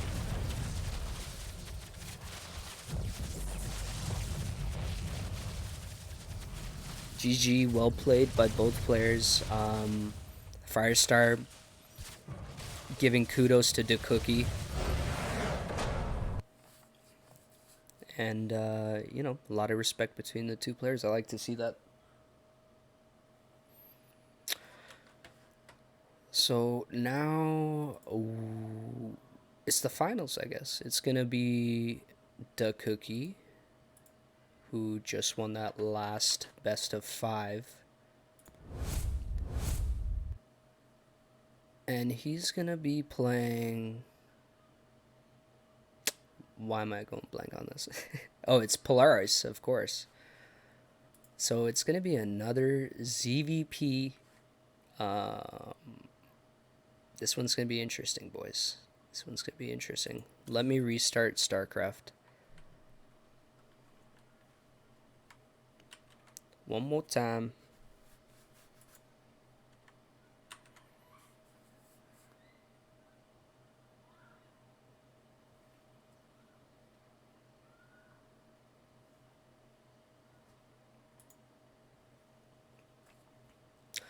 Just before we do the finals, guys, I'm going to take just a 5-minute break. I don't know why my dog's barking, so I have to go investigate. I don't know what he did. Maybe his toy's under the couch or something. But I have the replays, so we are ready to go. Yep. All right.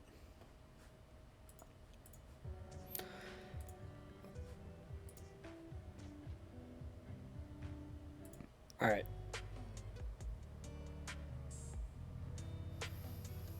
Yeah, I have the right replays. Everything's good. All right, so 5 minutes, and we will be starting the finals,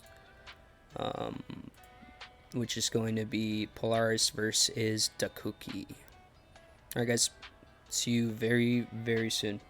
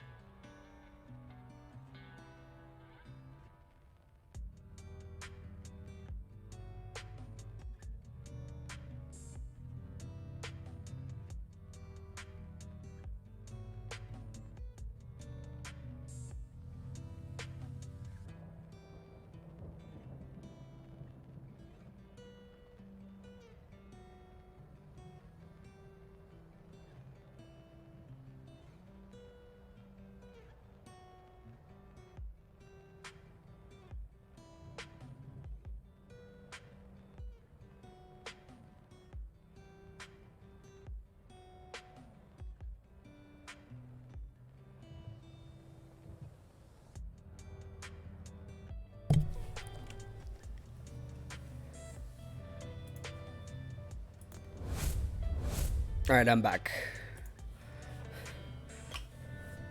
I'm back. It was a false alarm.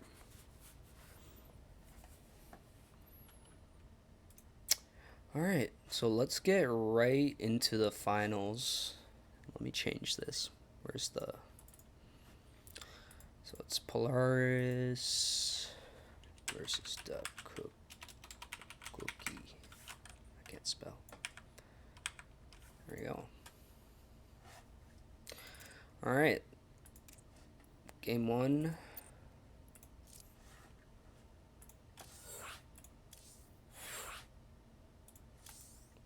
Here we go.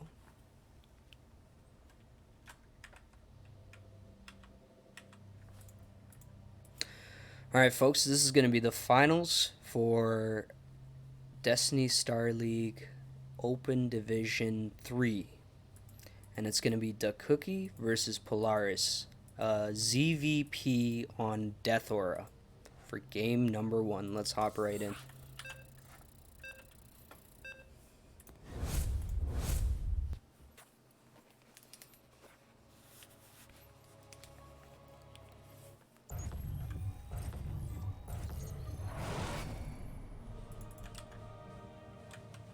In the bottom right hand side, it is our green Zerg player, Dakuki.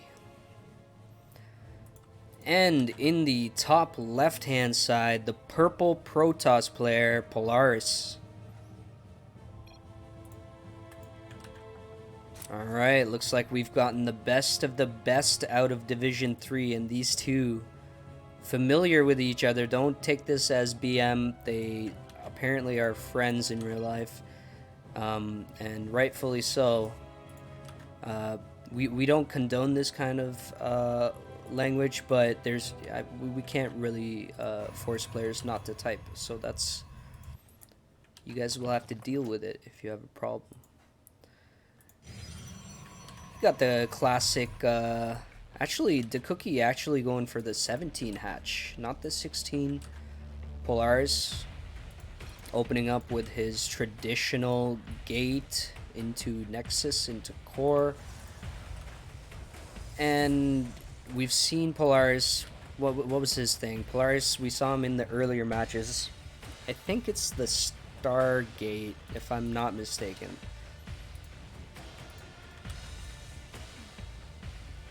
Alright. Yep, everything is pretty much on the dot. Watching Zerg, fully saturates the first cast. Polaris doing what he always does, trying to deny the third here as long as he can, with whatever he can. And we've seen his typical playstyle to be collecting 3, or was it 4 oracles, and then maintaining map presence and poking and prodding, trying to get value where he can. We'll see if he goes for the same opener here against the Cookie. Maybe he'll change it up because they are, I guess, aware of each other's playstyles, and maybe they'll just do what they always do and stick to their guns, and who knows who's going to win.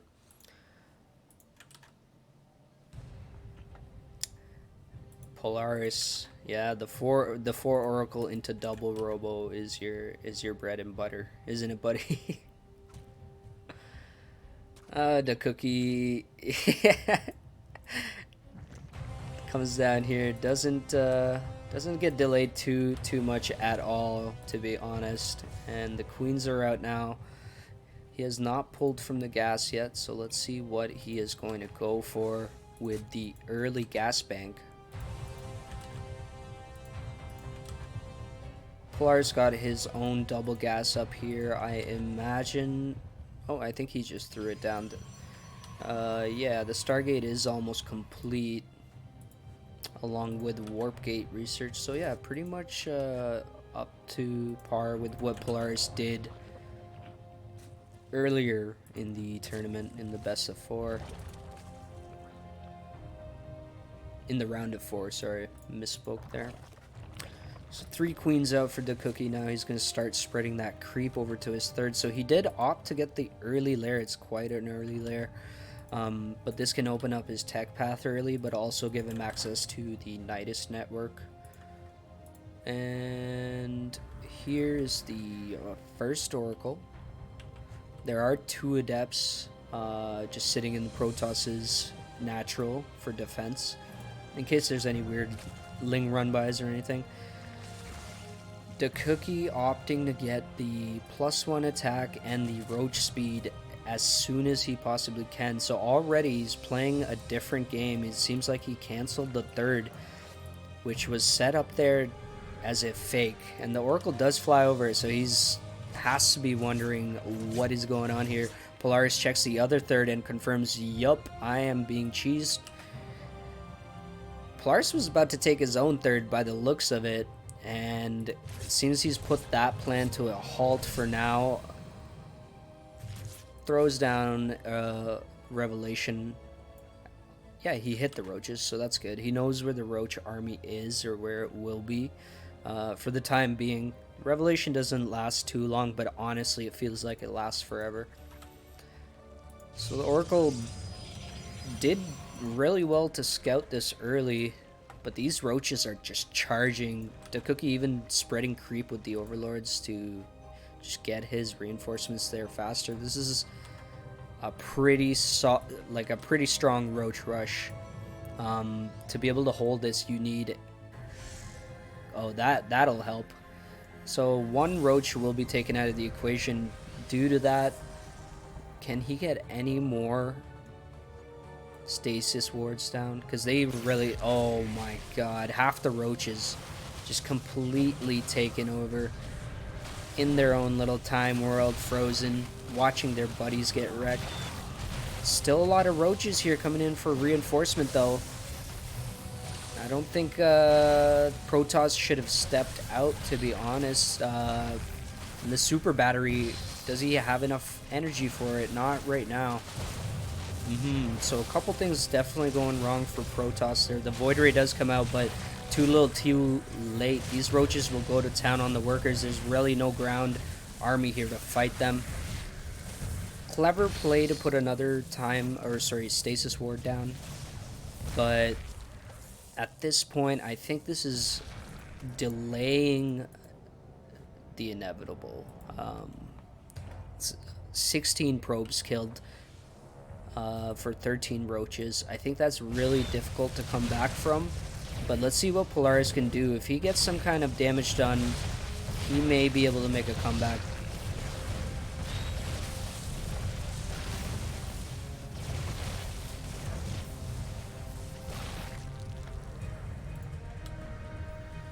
And he does live. His 3rd is up, so he's not down and out by any means. Having the 3rd will really help him just chrono out those probes that he lost, but The question really is, does he have enough to be able to fight this constant flood of roaches? And one Immortal and one Void Ray really aren't going to cut it. I would even say he needed, like, if he has like 4 Stasis Wards he could throw down, that might like delay enough for more Immortals. But I guess time is against the Cookie. The Cookie, the longer he waits, the worse of a position he's going to be in. And the Oracle's finally getting out, trying to get some value. They are going to kill that Queen. But again, Polaris tries to keep his Oracles safe and keep them alive for the duration of the game just to get more value.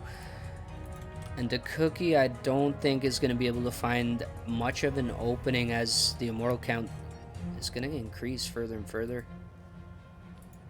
There's still a short window here, but again, it is a very short window.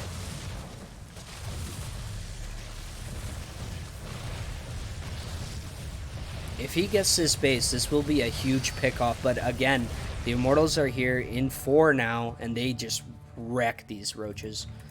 The Cookie kind of in a precarious position. He is putting down another Evo Chamber. He's got his +2 attack on the way. Hydralisk Den is complete. That would really help if he just had mass Hydras right now.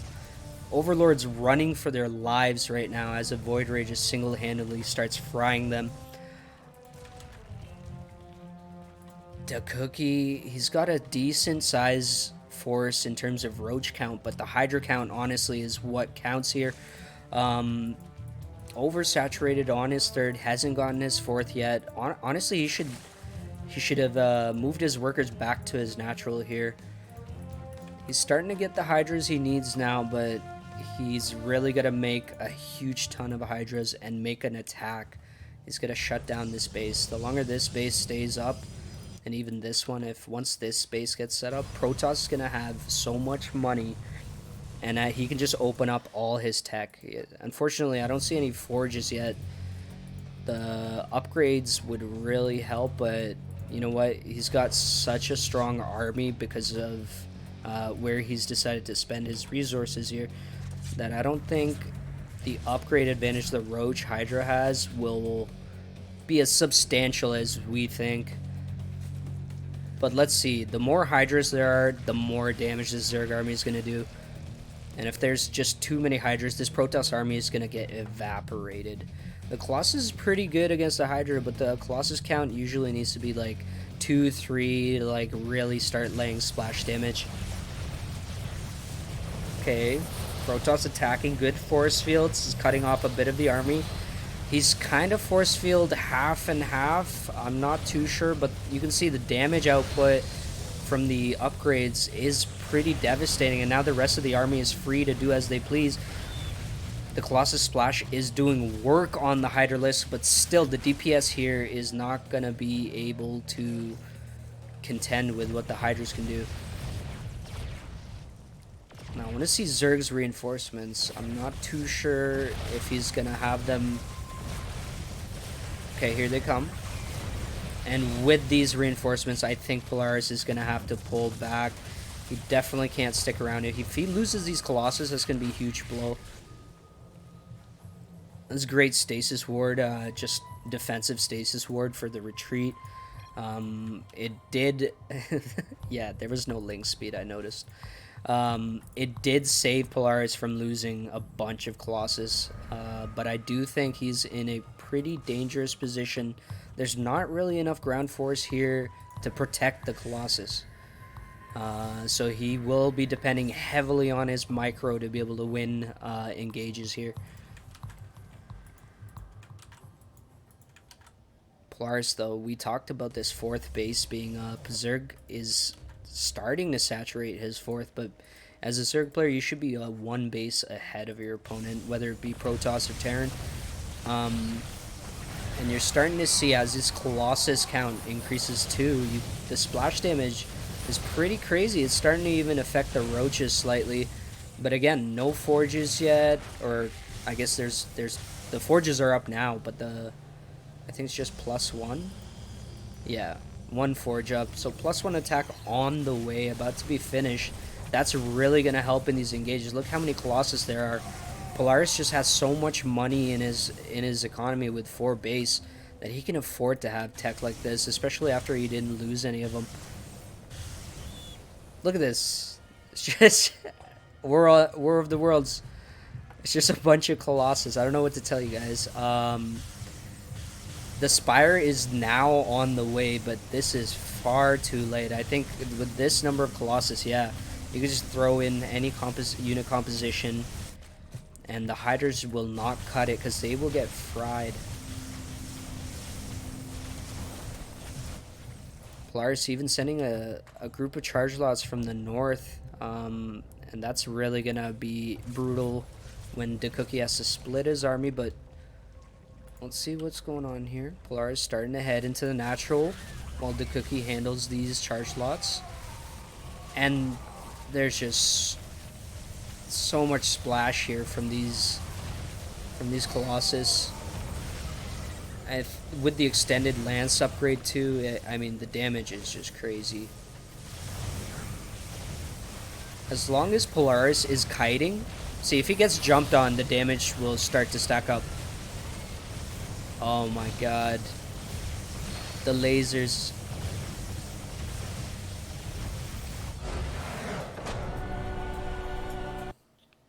Alright, so Polaris takes game number 1. Panic button? Yeah.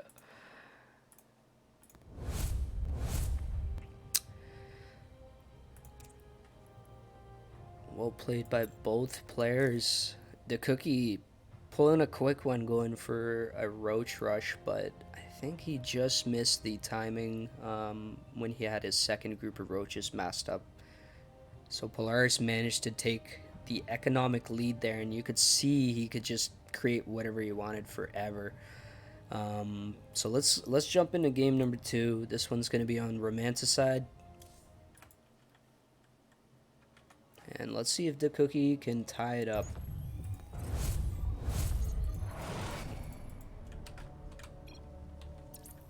In the bottom right corner, it is DeCookie, our green Zerg player. And in the top left hand side, it is our purple Protoss player, Polaris.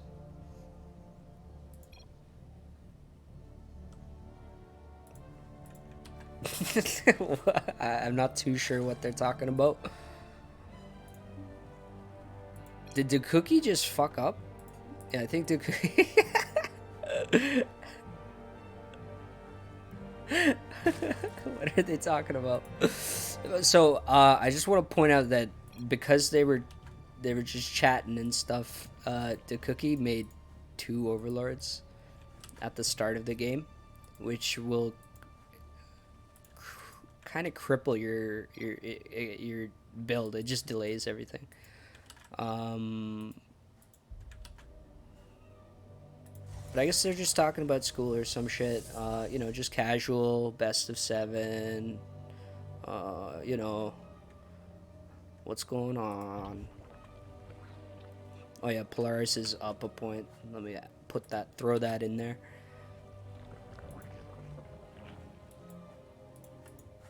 Zerg obviously with a late expansion and a late pool and a late gas. Polaris is probably like, wait, what is going on? Polaris is probably like, did you just throw a 3rd hatch down or something? Like, what is this? Yeah, look. Well, I mean, he usually sets it there either way, but the build is kind of crippled. I don't know if DeCookie I don't even know if he realized that the build was crippled.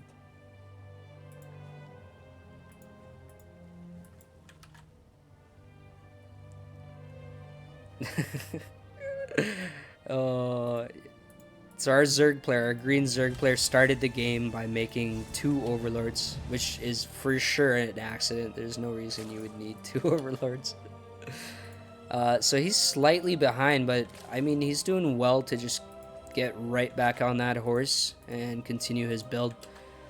But obviously there will be absolutely no threat to Polaris in the early game here.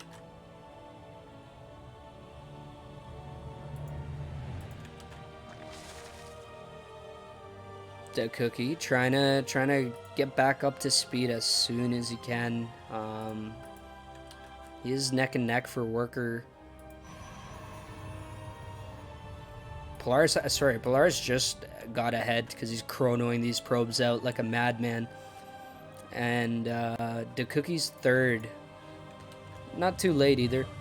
So he's doing alright there.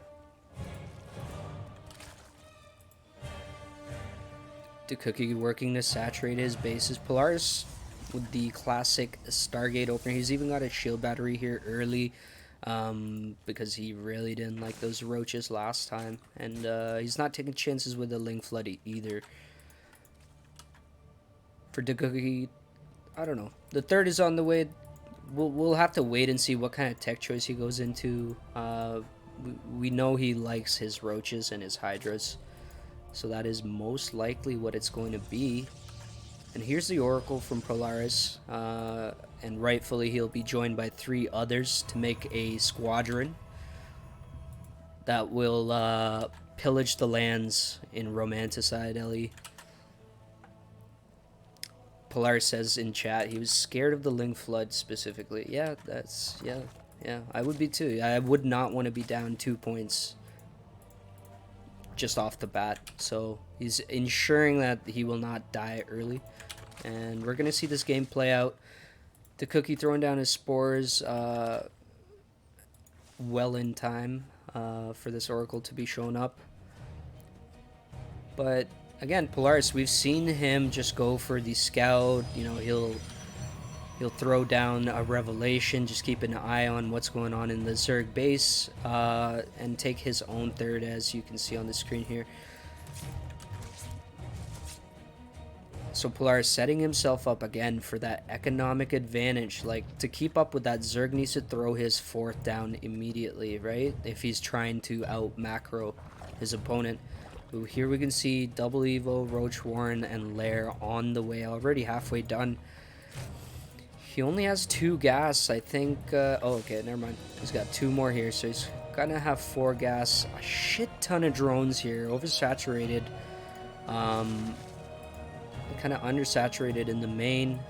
So I absolutely, the Cookie definitely should have expanded one more time. Probably just here.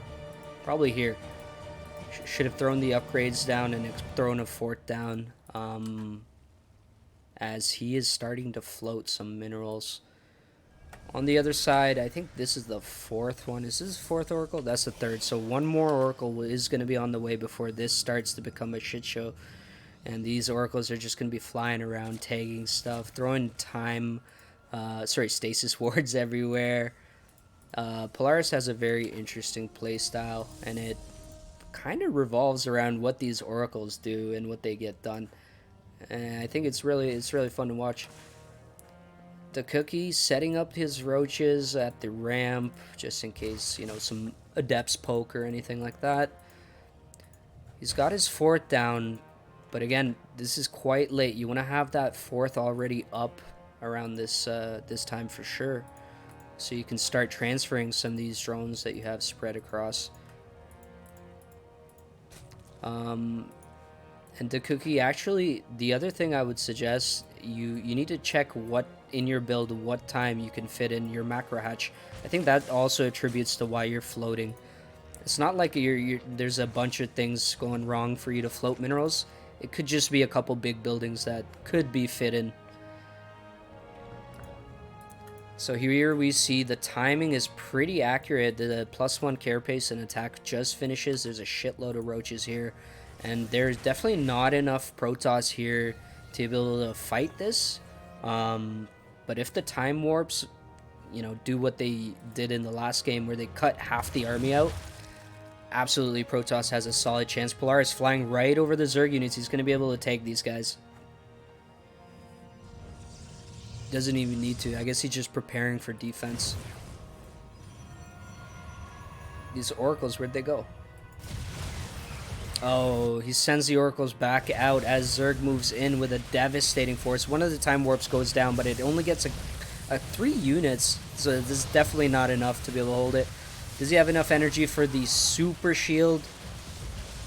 The shield overcharge even doesn't go down. I think Polaris kind of got caught off guard, and you know, therefore he's a little overwhelmed here. And when you get surprised like that, sometimes your macro doesn't kick in for a few seconds.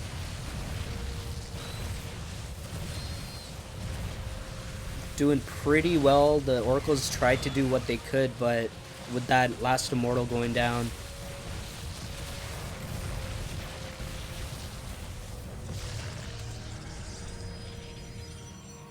ooh. Well, good news is Polaris still has his third up. Zerg now has his fourth and his fifth base up. Still yet to transfer workers, or should I say make more workers to be able to do that. I think DaCookie was banking on that attack kind of winning him the game. So it's almost a hard reset here. So he's going to go back to the drawing table and figure out how he's going to get his way out of this game. And these Oracles have paid off in full dividends for Polaris. They really are keeping him in the game here. 2 more Immortals are out now with a handful of sentries, and here's that moment again where we see the Protoss economy is just ridiculous. DaCookie is fortunate that he took out the third base, otherwise he would be most likely dead within a few minutes. But because of that, he's kind of hindered the Protoss, and perhaps he'll be able to tech into something that will help. He's got the Spire on the way with a Hydralisk Den. This time he'll be prepared if there's a shitload of Colossus. The Robo Bay is here. 1 Colossus on the way. 2 Forges getting thrown down. Polaris not trying to miss upgrades this game. But I think DaCookie has already got his 2-1. So that is an advantage that DaCookie has here. But as you can see, the Immortal count continues to rise, and DaCookie yet to tech into something that will answer for that. I really think Roach Hydra with a handful of Corruptors is pretty solid, because you can instantly kill the Colossus as long as they're in low counts. You can kill the Colossus and deal with the army with the Hydras. But the longer this game goes down, we've seen this Colossus count become ridiculous, and Polaris, we've seen him to the hard tech switch into mass Immortals. So let's see, this is a mostly Roach army. There's a few Ravagers, barely any. Polaris setting his Oracles up here, indicating this is probably where he's going to push from. But here goes DaCookie. If he gets his army out of place, this could be the most favorable condition for DaCookie to take this engage here.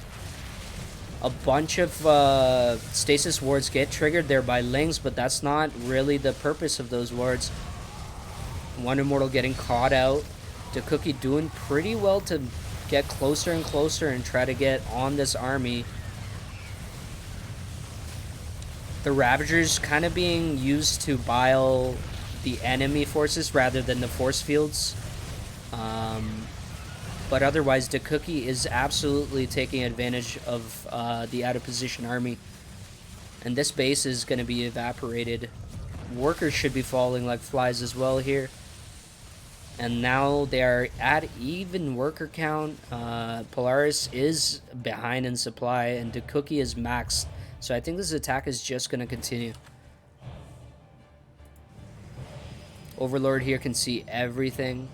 He knows how big the army is. I don't even think you need to attack from that ramp, because there's way less force fields, or sorry, shield batteries on this here. But let's see, DaCookie is probably feeling pretty secure after taking that base out. And the priority here is to ensure that Protoss can't expand. If you ensure that this base doesn't go up, and you can rotate back and make sure that base isn't up again. Polaris putting the forward expansion here on the high ground rather than taking the rear expansion, but the Zerg army is going to find it immediately. He's going to have to cancel. He cannot give this up for free, even though he has a pretty solid bank. Zerg has way more bank than him. And now the Colossus count is pretty scary, but the Zerg can trade this army. Zerg can give this up for free. He can A move if he chose to, because he can remake this instantly. Oh, sorry, I'm mistaken. I just saw Zerg's gas. Oh, okay. So Zerg forgot to take gas on a couple bases, which happens, and you could be gas deficient, but this explains a lot more about why he chose to retreat there. Yeah, he's not going to be in a good place if all he can make is Lings soon. Corruptors are flying out, but are they going to be here in time? There's nothing really here to fight the Corruptors except a handful of sentries, so the Corruptors are going to be instantly countering these Colossus. That was a scary position for Dakuki because he was gas deficient there, and if he had lost his armies, it'd just be his Corruptors. So really well done to pull back there. I misread what was going on there. And Dakuki is just chasing these Colossus down. He could probably just pick this one off for free as well. The Stasis Ward does not work on air units. And now there's just Immortals to deal with. These Corruptors are really here to do, I guess, security in case more Colossus come.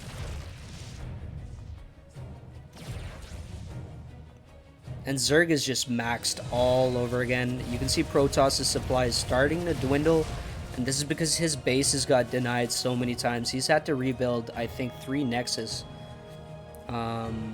He's lost 2 and 1's been denied, yeah, so he's trying to rebuild 3 Nexus over and over again. It's been costing him economy, it's been costing him time, and obviously he's been losing armies fighting over and over to defend.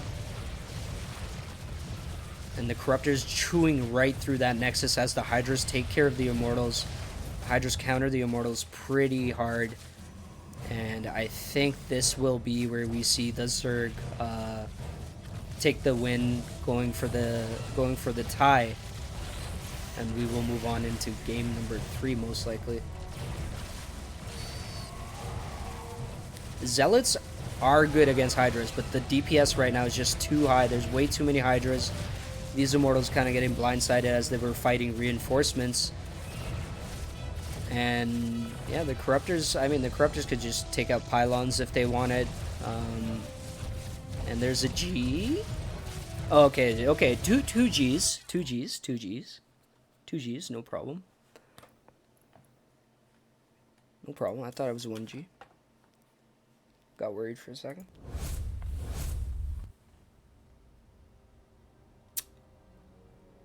That was good. That was good. For a second, I was like, yeah, just attack. Just run your army in. But then I realized, like, what you were doing actually. And that definitely worked out for you.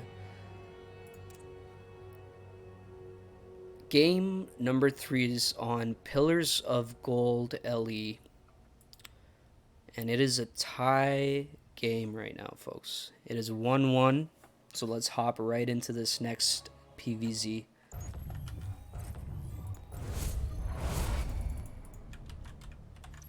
In the bottom left hand side, we have our green Zerg player. It's Dakuki. And in the top right hand corner, it's our purple Protoss player, Polaris. Alright.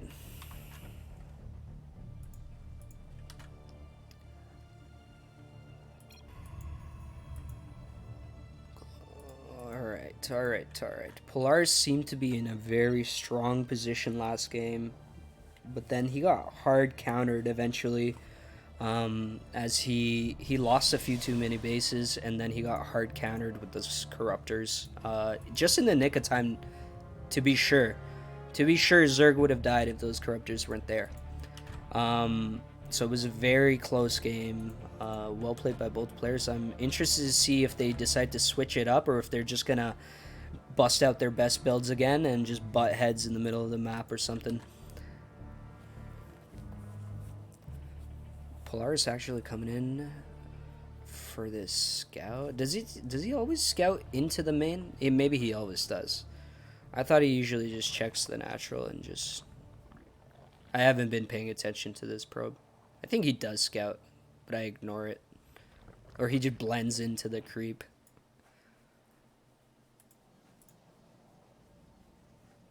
Pretty standard. Yeah.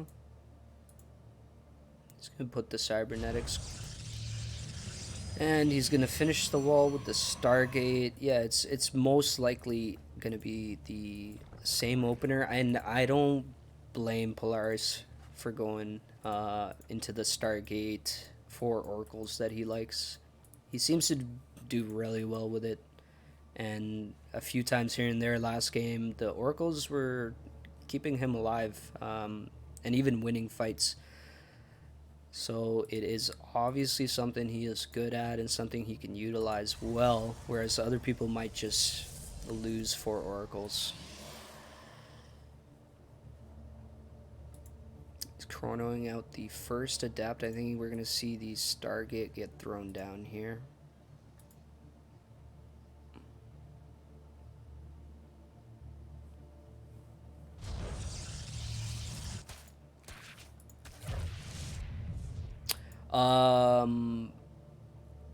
Yeah, these games were just numbered in the replay file, so I'm just going in order of the number.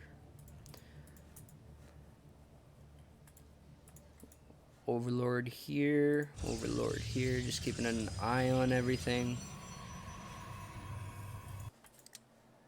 Zerg got his third up. Everything's pretty standard. Again, we've seen DaCookie keep his drones on the gas as he likes to get that early lair. Typically for the Roach speed. And I think he might be going for the Roach Bonanza again because it seemed to do well for him last game. Polaris' bread and butter is the 4 Oracle, so we're looking for that magic number. Until then, I think he's just kind of goes and scouts with the first one. And we're going to have... Ooh, DaCookie throws down his second gas. So yeah, it is going to be the Roach Rush. Spores going down now in foresight of the Oracle.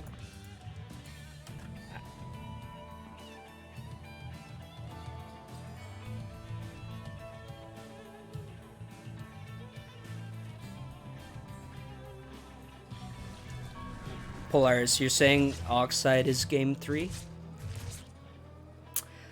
Let me check. I could have I could have misclicked something, but let's just swap them. If that's the case, we'll just swap them, right? Like I'll do the other one at that point.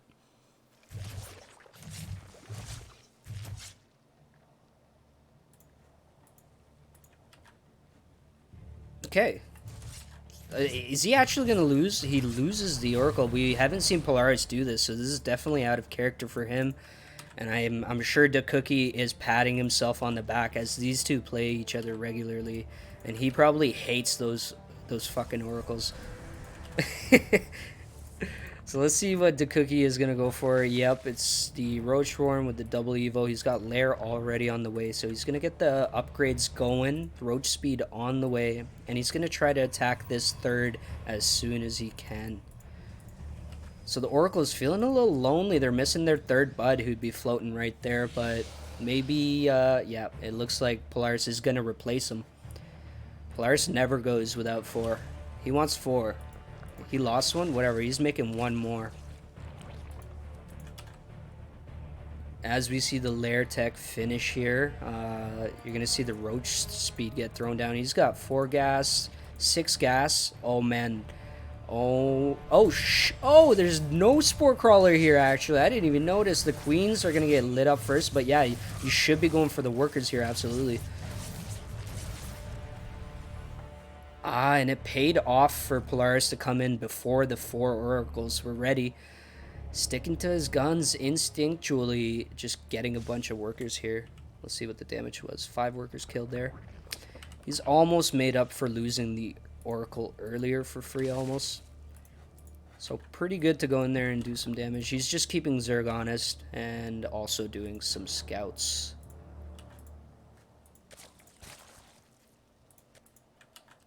Fourth base going down for the Cookie. Look at this. The Cookie massing his roaches, throwing the fort downs. And I think he's just going to get ready to make an attempt on this base.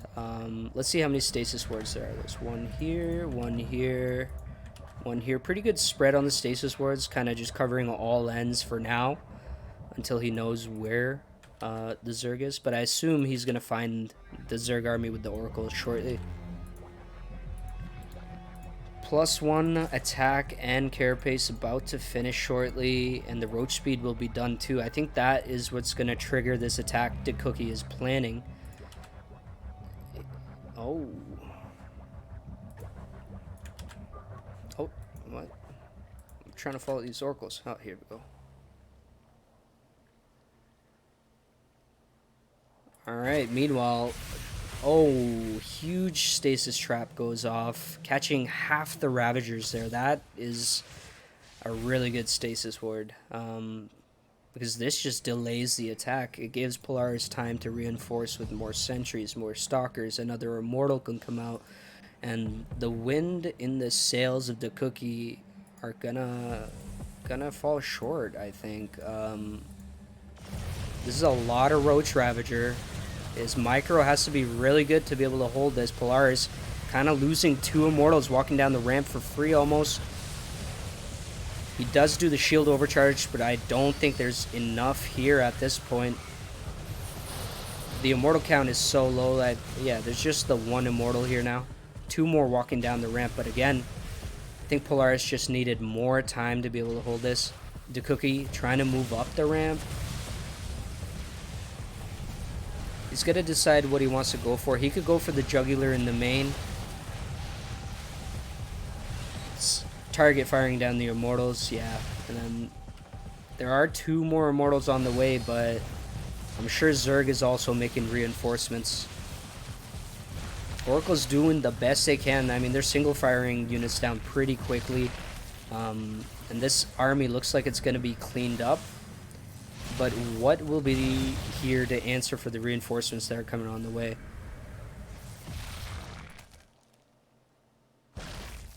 The Cookie falling short, but just by a bit. I think he was a little indecisive on whether he should just kill the third or go up the ramp.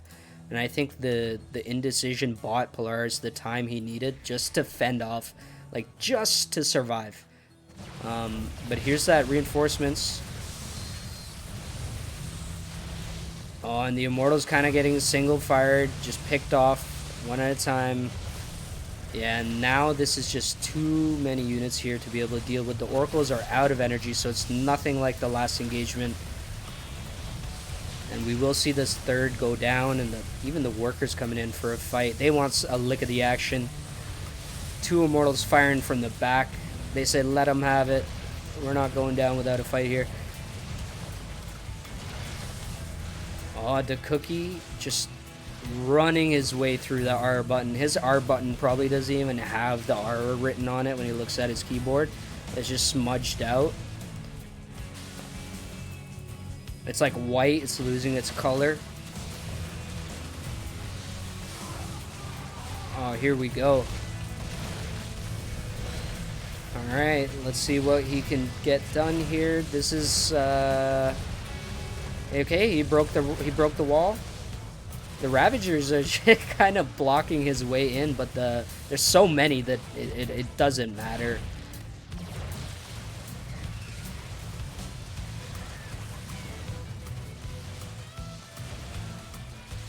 Doug Cookie. I've essentially GG'd this game in my head. So we'll just watch this play out.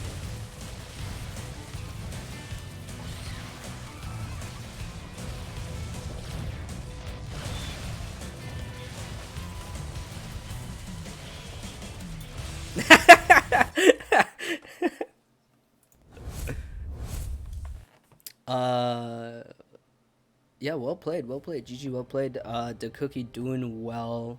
So what was the map you guys said that we'd mix the order up with? Let me just see.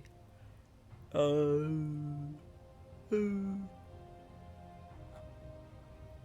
missed it. Oxide is game 3. Okay. Which one's fucking Oxide? Okay. Okay, cool.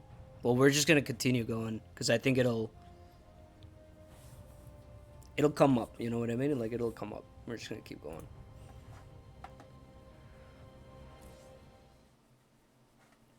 I'm obviously Conor McGregor. Who the fuck is this guy? In the bottom left hand side, we have our green Zerg player. It is the Cookie. Guys, can somebody remind me what the score is? Top right, we have Polaris, our purple Protoss player. I think it's 2-1 for the Cookie. Is that right?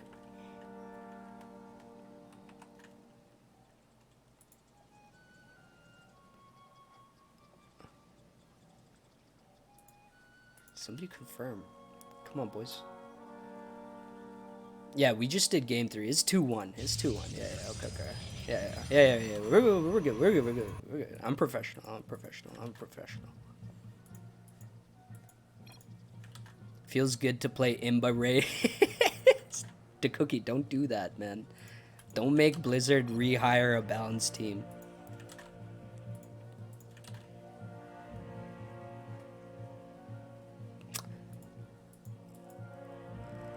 Okay, so Polaris, we've seen Polaris's opening. Gets his gate, goes into Nexus Core, followed up with a Stargate. He proceeds to make 4 Oracles into double Robo. And then he pumps out a shitload of Immortals and Sentries. The Cookie apparently messed something up. I don't know what it was. I missed something. I don't know what I missed. Did you not get your expansion? No, your expansion all the time. What happened? I don't know. I missed something. Polaris again, waiting for the third, just keeping an eye out, seeing what's happening over there. Second gas up for Polaris, so we will see him collect 100 gas before throwing down the Stargate to complete the wall here.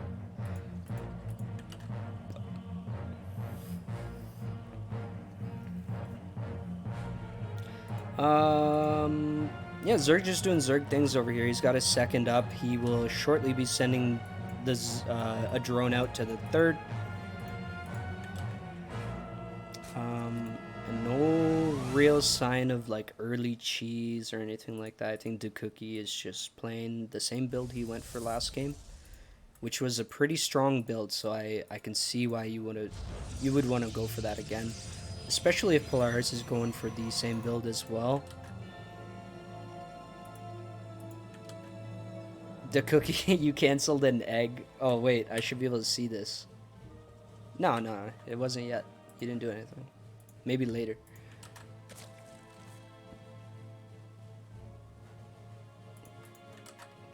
So the third is up. Everything going on track for the Zerg player, and the Stargate is almost finished on the other end of the map for Polaris. We will see the Oracle get chronoed out, the first one, as Polaris throws his third pylon down. The Cookie, again, banking that gas. Oh, yeah. What did you just... Was that it? Did we just see it? Did we just see that? Was that the one?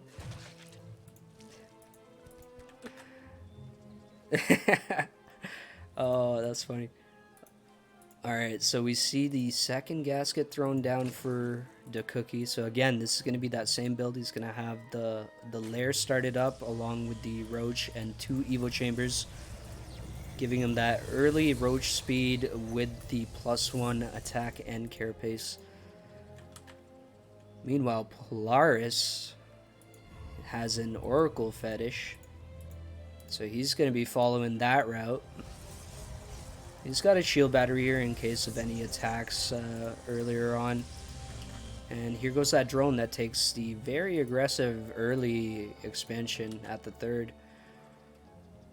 But this is Polaris' bread and butter. He kind of keeps the pressure on with the Oracle and keeps scouting to make sure he's not going to get just crushed or something at the third early. So here we see the Cookie starting that probe transfer, or sorry, drone transfer over to the third. Yeah, this is exactly where he throws 2 Evos, Roach. Then we're gonna see an explosion of extractors get thrown down. Oracles fly into the main. They just that guy just got out. Tags everything, sees that it is indeed the Cookie's favorite build. The Cookie, oh boy. So here's the double Robo. And we will be seeing Immortals getting rushed out of those. I think the Cookie is gonna go for that same type of timing with his Roach Ravager attack. 4th is on the way. The Cookie just letting his opponent know.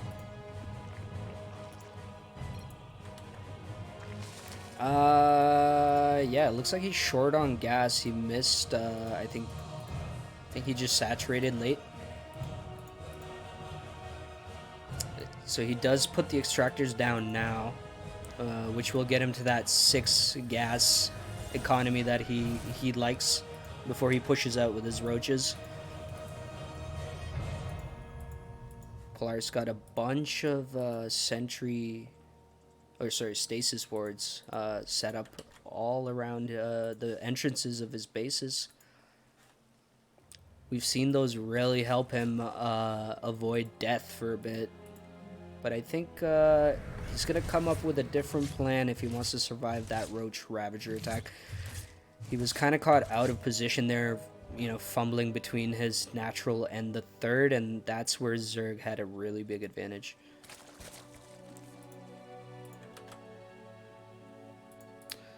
So again, the trigger for this attack is going to be these upgrades finishing for the +1 attack and Carapace. Overlord slowly getting sniped down. And we see the roaches are starting to mass up here. The 4th queen, or sorry, that should be the 5th queen. Wait. Oh, this build doesn't require 4 queens. Interesting. So he is really trying to kill him with this roach attack here that we're going to see. Overseer being made. That's going to help spot some of these stasis hordes. And here goes the flood. A couple of early links sent out just to do exactly that, trigger some wards. Oracle's tagging the army now. Polaris is like, he's putting his 4th up in front of all his bases. So this is the natural course of attack for the Zerg player.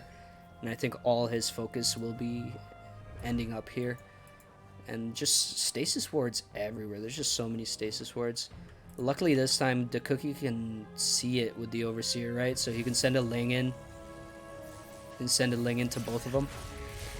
And that basically nullifies their effect. Which is a great effect, by the way. Like, they do a ton of crowd control. And it can ruin fights for the Zerg player. Oh, the hallucination finds the army. And it's moving up now. That stasis ward could be dangerous. Only triggers 3 roaches in getting trapped. Okay, that... He's focusing the Nexus, which I guess, yeah, your army's huge. So I guess you could just do that. One more roach gets picked off here. He's sending a Ravager as well. Great stasis control there. Stasis ward mitigation. I think he's learned his lesson throughout the last few games to exactly how valuable those stasis wards can be. The Cookie doing pretty well here. It was good that he took out the 4th, but he is yet to saturate his own 4th here. So this attack kind of needs to do more damage than it already has done. Now he's just saturating it now. He just transferred a bunch of drones. And now he can begin to trade armies again. Again, these force fields should be biled down. It just really helps with the getting the concave on the enemy.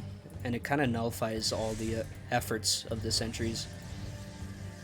2 more stasis wards being put down. Polaris really trying to make sure that DeCookie can't just walk in and eliminate him. Super saturated fourth base here.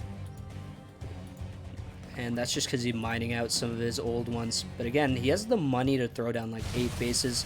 I think that's one of the things in DeCookie's macro that could be improved upon, along with some macro hatches. Sorry. The immortal count is beginning to become pretty ridiculous, along with the amount of Colossus there are here. And I think the real answer here is to, again, switch into some Hydras, but then have enough Corruptors to be able to pick off all the Colossus. The real fight is going to be against this ground force. Like, if you can just use Corruptors to kill Colossus, then your focus is on fighting Immortals and Sentry. And the Ravagers really help with that. If he gets a nice Hydra count behind it, they can deal with the Immortals quite easily. But yeah, the trick is having something to deal with the Colossus. So he's getting his Spire now. I think he knows what kind of unit composition he'll need. And here's that chunk of Hydras. These guys are going to be what will help against these Immortals. If you get enough Hydras, they just clean up. +2 attack, +2 carapace about to finish for Zerg. I believe he's going for 1 more attack here. Trying to get some damage done, trying to reduce some of the Immortal count, some of the Colossus count. And the Stasis Ward's denied this time on this low ground here. I think Zerg has a pretty good opportunity here. But again, the Protoss can try to buy as much time as he can. Unfortunately, the Hydra is kind of tanking the bulk of the Colossus fire, and you're starting to see why, like, the Immortals aren't really the issue in this fight. The Colossus start to do crazy splash damage as they persist longer and longer. Oh, the Ravager's just falling.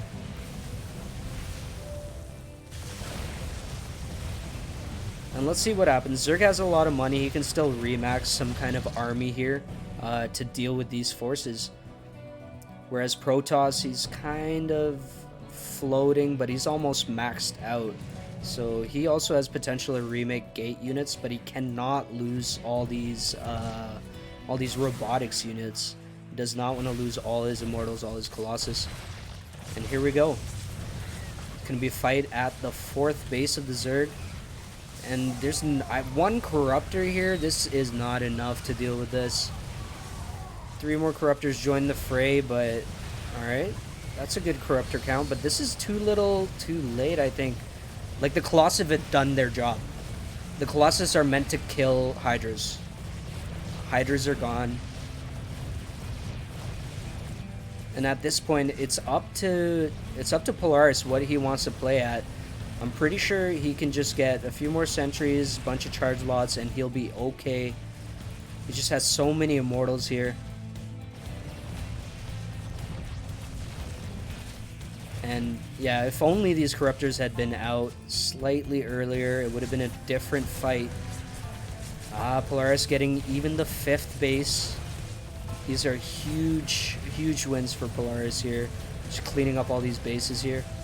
But I don't think he should overcommit. Because if you stick around too long, Lings will just kill all your Immortals.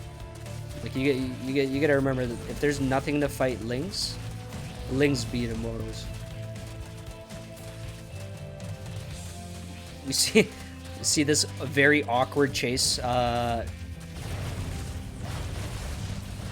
the army runs into 5 Archons and a handful of sentries. He did lose a ton of Immortals, so he kind of overstayed his welcome. But But again, he's built up a decent army. Now the issue here is most of these units get hard countered by Hydralisk. So if Dakuki can mass up enough Hydralisk, he's still in good hands, but this is not enough yet. Yeah, that's definitely not enough Hydralisk. That looks a little bit more healthy in terms of Hydra count. And with some micro, he might be able to do it, but I don't really see any of the micro coming in. Protoss is even on upgrades, so each of those Immortals pack a heavy punch. Archons are all gone. Corruptor's getting picked off by sentries here. There's just 5 Immortals. I imagine there's going to be Zealots rushing to reinforce. But what really is there here? Yeah, there's the Zealots. But what really is there for the Zerg to defend with? Even if he cleans this army up, Protoss is so rich. He's got 5 bases. I imagine he's got a shitload of gateways. And I think he could make any unit now and probably win a fight just with numbers.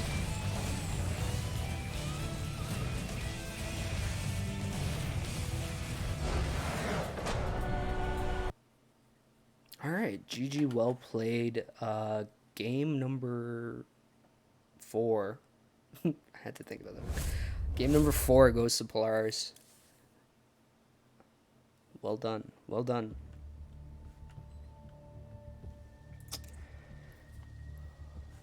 Huh. Alright. This is going to be game 5. Yeah, game 5. Oh.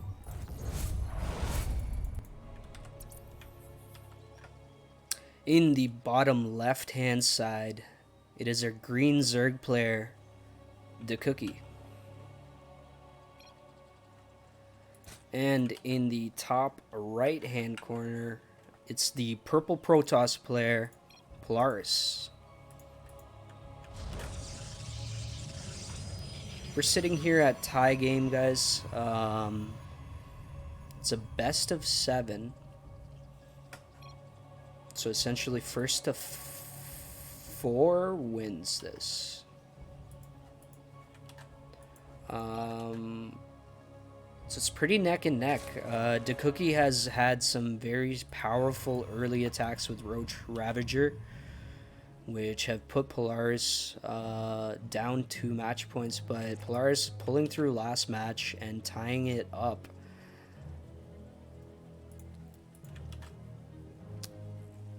Polaris yelling Ling Flood in the chat. Let's see if that indeed is going to be the case. If so, goddamn, you must have forgotten a shield battery.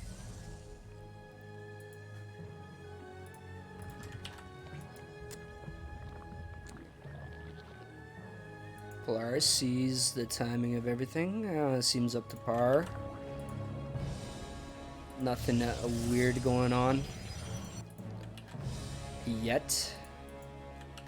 Gets to the 3rd. He's gonna wait here until like 2:45, and if there's no 3rd, he's gonna be like, uh-oh. So Dakuki, so far it seems like a standard economic opening. I mean, in Dakuki's case, he always tries to get the lair, if I'm not mistaken. He'll get the lair and the Roach, double evos. So it looks like he's doing the same build as last game.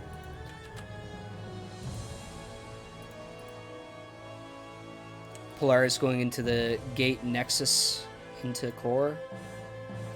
And traditionally, again, we've seen in the last 4 games, he likes his Stargate, so he's going to get that Stargate. Dakuki looks like he's actually gonna send some Lings out. Most of the time he's just sent a drone out to come to the 3rd, deal with the probe. So this is something that is different. And I think he's gonna make Polaris think he's expanding. As you can see, he's not really trying to saturate his base. He's not droning at all, to be honest. So he finally pulls these guys off gas. He's just got a shitload of gas for no reason. And yeah, this might be a Ling flood. This is already 12 Lings out. There's no shield battery at home for Polaris yet. I think he's being a little cavalier with his life. He does have the money for it, but I think he's just kind of eagerly waiting to make this Oracle. And this is a shitload of Lings. And now we're going to see them start to move out. There are 2 Adepts here, but again, without the shield battery, you are a ticking time bomb, and you will just get overwhelmed by the amount of buildings. Sorry, overwhelmed by the amount of Lings that will kill buildings. And here we go. He's... see, you got a little bit of micro there, DaCookie. You click some Lings, you told him to attack the Stargate. Click some more Lings, you attack the Gateway. Oracle doing what it can, but as soon as that energy runs out, you're going to see how weak this last Adept really is. Oh my god. Alright, so half the Lings are in, which are the real issue. Luckily the second Oracle comes out, starts cleaning up a chunk of them. Polaris doing okay for now, but he shouldn't be getting comfortable anytime soon because this is not over yet. Shield battery is basically out of juice and there's no overcharge this time. Oracle out of energy as well, and this is what I was talking about. Now you are on a timer. It's only a matter of time. It's trying to chrono out another Oracle, but ooh. I think the chrono... Yeah, I guess he didn't have enough energy either way for the overcharge again. And once this Artosis pylon gets taken out, yeah, we're gonna see a GG.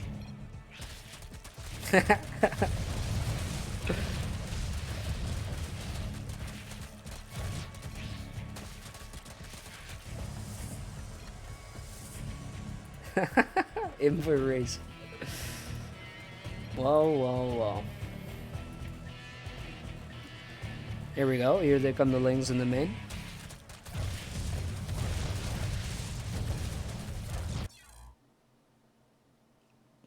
Alright, there you have it. DaCookie taking yet another match point. Now it's 3-2 as he sits on the precipice of victory. Let's jump into game number 6. It's going to be on Lightshade.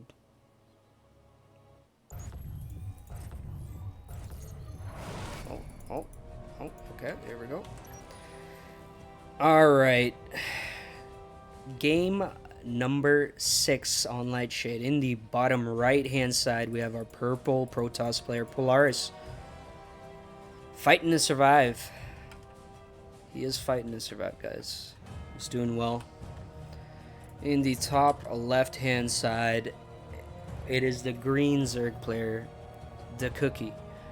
Just being lethal with his roach rushes and his Ling floods. Just hitting Protoss at an anti-timing, but also throwing a little bit of mind games in there because both players know each other and both players have played against each other. So as you saw in the last game, he faked the third and then proceeded to win.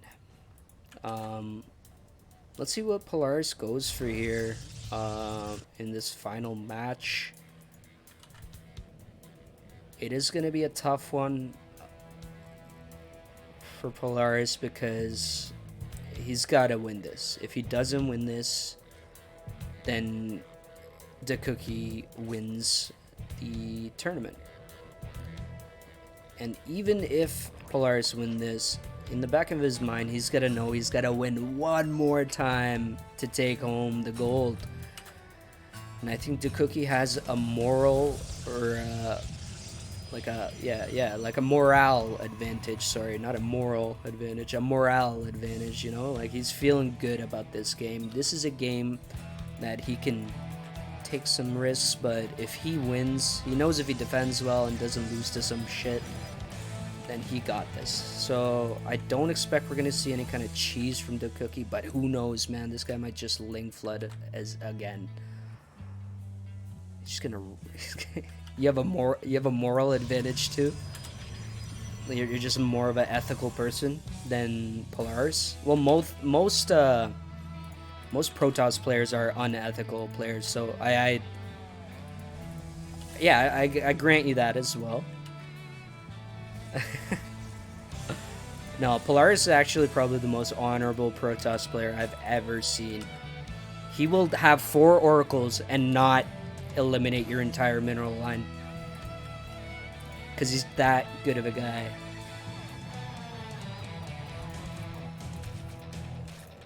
Okay, so similar to last game, 4 Lings come out to kill this probe. The 3rd goes down, but is it real? Is it fake? This one looks real because he's droning. That's usually the giveaway. If you see the Zerg rushing to saturate all his bases, it's most likely not a Ling Flood. What is going on here? Is this right? Polaris, I think this wall is slightly inefficient. I think something's up. I think it should be like, I don't know what happened. The wall should be different though. I'm not an expert, but I think it just gives way too much surface area. Like if I'm a Zerg player and I take this out, I win the game. Check your wall, mate.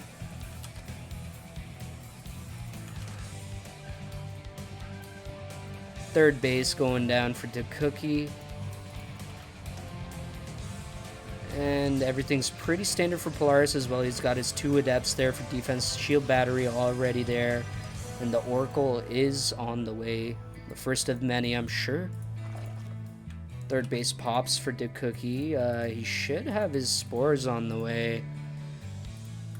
And I don't see no spores. So DaCookie might not feel so good, Mr. Stark, in a bit. But again, we've seen Polaris, an honorable Protoss player, refuses to kill workers, will not kill your workers. He only fights armies. He just wants an army versus army battle. Checks it out, sees what's up here. Waves at the drone as it walks by. Waves at those drones. Undefended. Okay, wait, he's like, wait, I should kill at least a couple. I don't want to make it look like I threw this game. All right, he's getting a couple hits here and there. Did all right. Did all right. 8 kills. 8 kills, that's huge. In GSL, people would be yelling GG, like game over and stuff. 8 kills is good. Didn't lose it, that's also a benefit there. So pretty strong start from Polaris here. Usually he does not get that kind of value against DaCookie. DaCookie just rushing to get those drones back out though. Here comes the lair. Gonna see the 2 Evo chambers go down along with the Roach Warren to follow. And yeah, like Polaris has done a little bit of damage to DaCookie, but it's more of a nuance rather than, you know, you haven't crippled him or anything like that.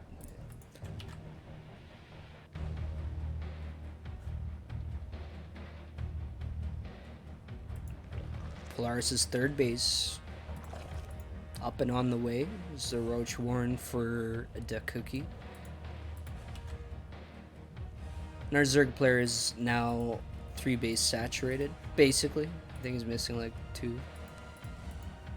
We're gonna see these upgrades pop and an explosion of the gas geysers as well. He's gonna get all those extractors that he has. Here's the last one. Yeah, and these oracles, they picked off a queen immediately. They're just flying around seeing what they can get done, scouting for any kind of weird army sitting out there. There's the attack upgrades and early Hydralisk Den. Well, not like super early, but okay, this is interesting. So DaCookie is banking fully on the fact that Polaris is gonna go for the same army that he has gone in the last few games, which is a reasonable bet to take. So he throws down his Spire and Hydralisk Den immediately. And I think that's fine. That's a lot of gas you throw in there. So you definitely need the 4th, and you need those 8 gas geysers to be done. So you can keep your economy behind what you're trying to do here. Because you're going to need a lot of gas. So what will happen next? Oh, Polaris getting real set up here. He's got tons of shield batteries at his 3rd. He's yet to throw a 4th down, so I don't think... Like, I don't know if he's just being cautious.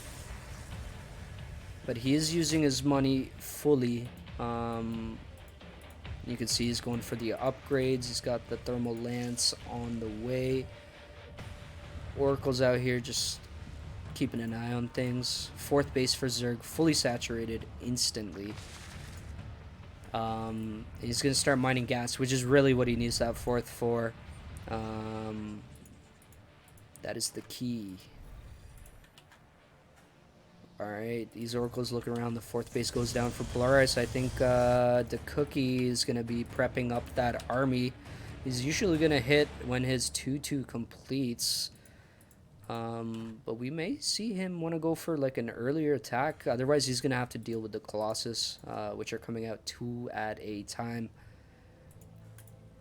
Let's see what he's going to go for. What is this? Infestation Pit on the way. +1 attack for air units for the Zerg. But does he have Corruptors? As far as I know, no. And here comes Protoss. He has a modest force here. 2 Colossus are good. 3 are probably what you want for the amount of Zerg units you have. And the Immortals, I think in this case, the Immortals don't really help because he's actually made an excess of Hydralisks. Like, there's way more Hydras than he expected. The last few games has been a Roach Ravager heavy force in this point of the game. And you can see these Hydras are just going to most likely clean up half these units as they try to run back. Oracle's throwing down some stasis wards, doing what they can. The Cookie pulling back, getting ready for the final blow, it looks like, because his upgrades are going to hit, and he killed a lot of Polaris' army there. I don't think this time the Sentries and the Colossus are going to cut it. I mean, he's rushing to make Immortals. I would have almost thought that Colossus would have been more important, but there are Corruptors out. You got to keep that in mind. But I don't know about the Immortals being the priority here. There's just no Roaches. There's almost no Roaches. There's maybe 9 or 10 here. And there's, like, even with that's a lot of Hydras that got stuck there. But look at the rest of the army. The rest of the army can still probably just take out this Protoss army. Now, hopefully he's banking all the energy on his next side because he's going to need those overcharges if he plans on even staying alive.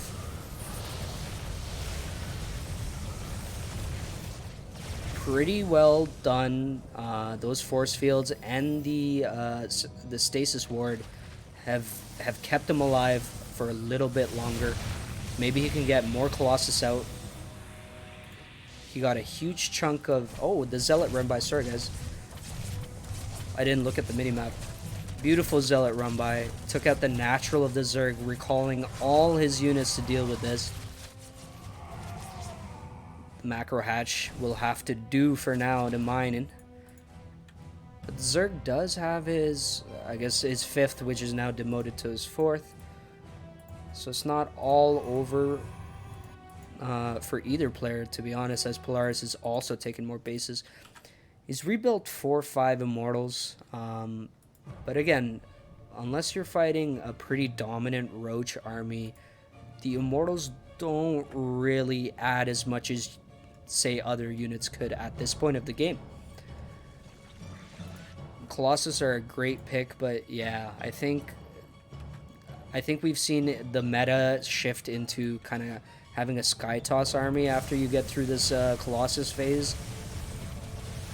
But the Colossus count is pretty strong, and I don't think there's that many Corruptors. Like, these aren't enough Corruptors to one-shot one Colossus, which is kind of the ideal number you want. Okay, so he recalls half his army. I think he kind of missed. He wanted all of them, but he recalled half. So he's going to lose 2 Colossus here for that. I think that really cost him more than it tried to save him. Broodlords are being morphed, but now he's got half the Colossus, which were the key units, mind you, behind his force, because they counter these Hydras so well. Archon's not gonna cut it. Void Rays get countered by Hydralisks as well. So Zerg, although his army is getting pushed away, he managed to kill a lot of workers through that fight. 29 probes have been killed so far, and the Protoss economy is really hurting.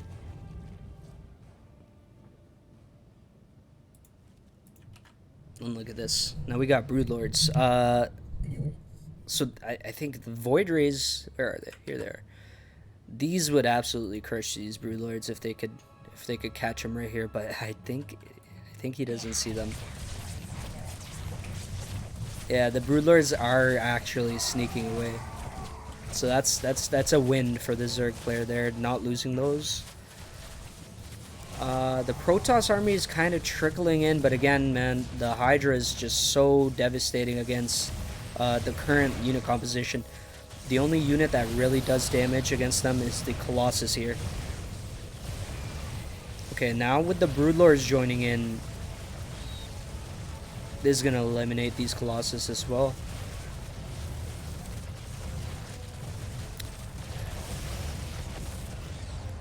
The Cookie just coming out ahead of Polaris here. Polaris put up a good fight there, but I think he just got countered a little bit too hard by the Hydralisks. Not just in that fight, but there's been a few fights where the Hydras have showed a clear win for the Zerg. So Polaris did pretty well there to try to throw a shot back at the Zerg. But I think, again, he hit a hard reset there with all his units, right? And it's difficult for Protoss to keep trying to rebuild units that are produced from the Stargate or from the Robotics Bay, because it takes so long and it's just one at a time. So anytime you do lose units from those buildings, it is a huge blow to the Protoss production.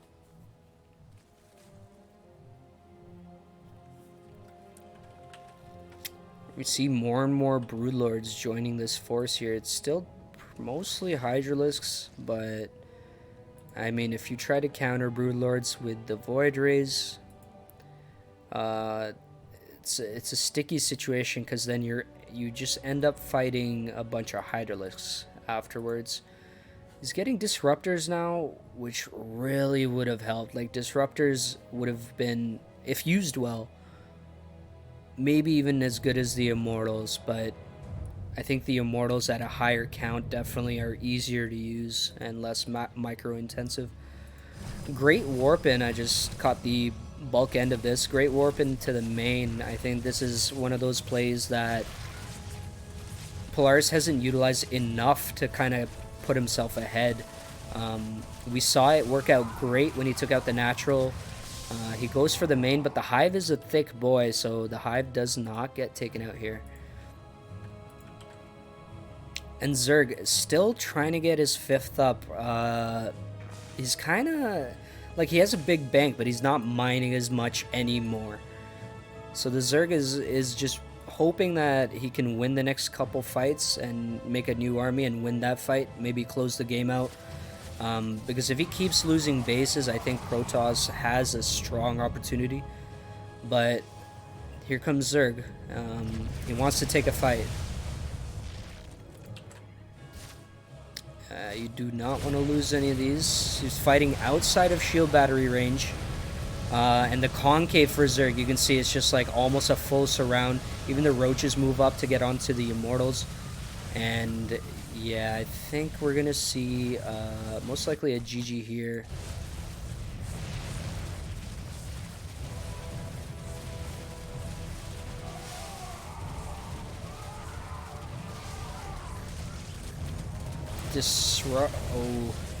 Disruptor's trying to get hits. A couple of them hit.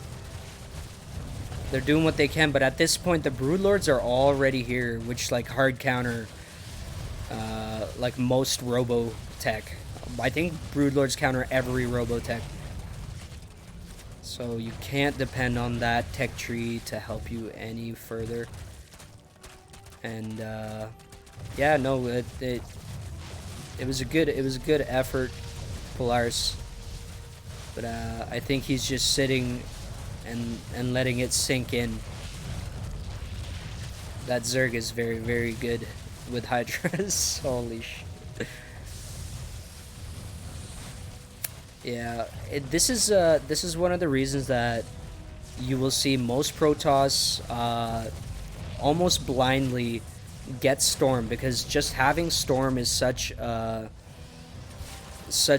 nice response or a counter to when you see this amount of Hydralisks. That most Protoss always get Storm, even if they don't immediately need it. They will bank it for when the time comes, and I think the Hydralisks have been dominating majority of this game. Nice little attack by the Archons.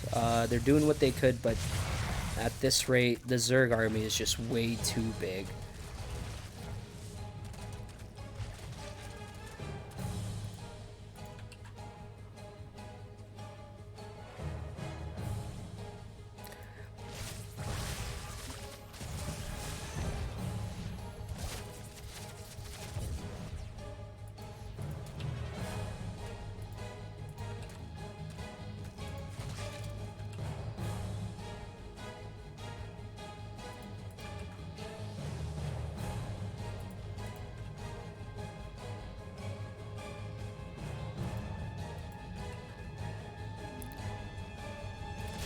Protoss, I don't think Protoss is really playing anymore, but he does exist. He still persists in the game.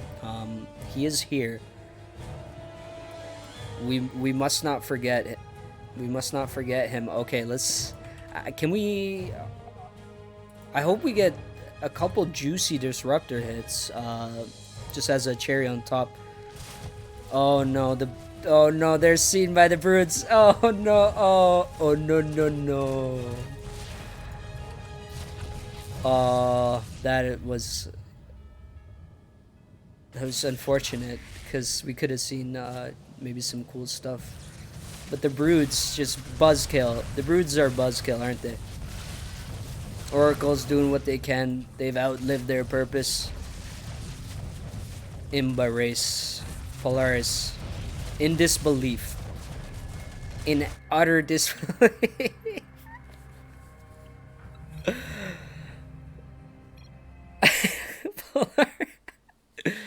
These guys are friends, guys. Don't worry.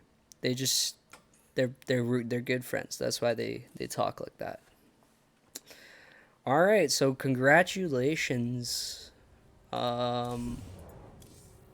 Congratulations to Cookie. I'm sure you benefit, and Sniper will reach out to you, and or maybe you've already gotten whatever you win for this. The BMs for the Twitch clips, I appreciate that, but I wasn't clipping them. I don't know if maybe you guys can clip them. Go back and watch the replay. Just clip all your BM. The BM's good for content. Well, guys, I think that is it for Division 2 we did yesterday. Division 3 is done today. Sniper wanted me to announce something. What was it? There's DHS number 3 coming this weekend. Sniper mentioned, which is another little tournament. So definitely tune in for that. Sniper, I don't know if you have any links you want to drop for that, or a time. I just don't have the details in front of me. But thank you for tuning in, guys. I'm gonna see if there's anybody that I can raid as a friendly gesture. YouTube, my friends. Let's see.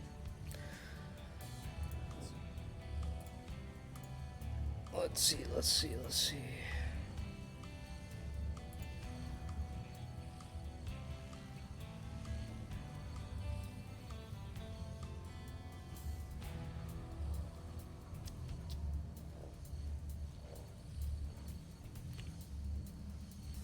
Oh yeah, follow on Twitter, follow on Trovo.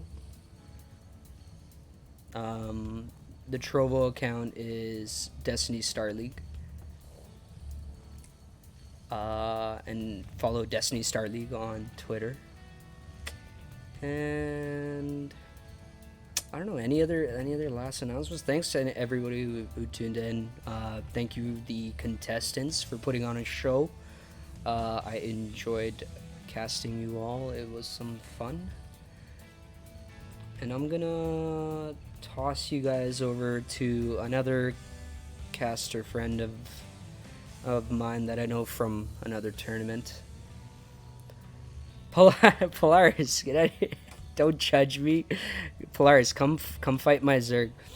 So anyway, back to what I was saying. I'm going to go ahead and raid another fellow caster friend. I think he's just playing ladder.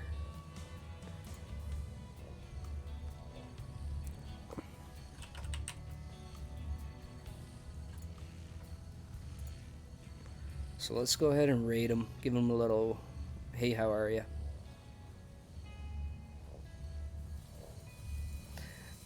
Yeah, add me, Polaris. Send me a DM on Discord.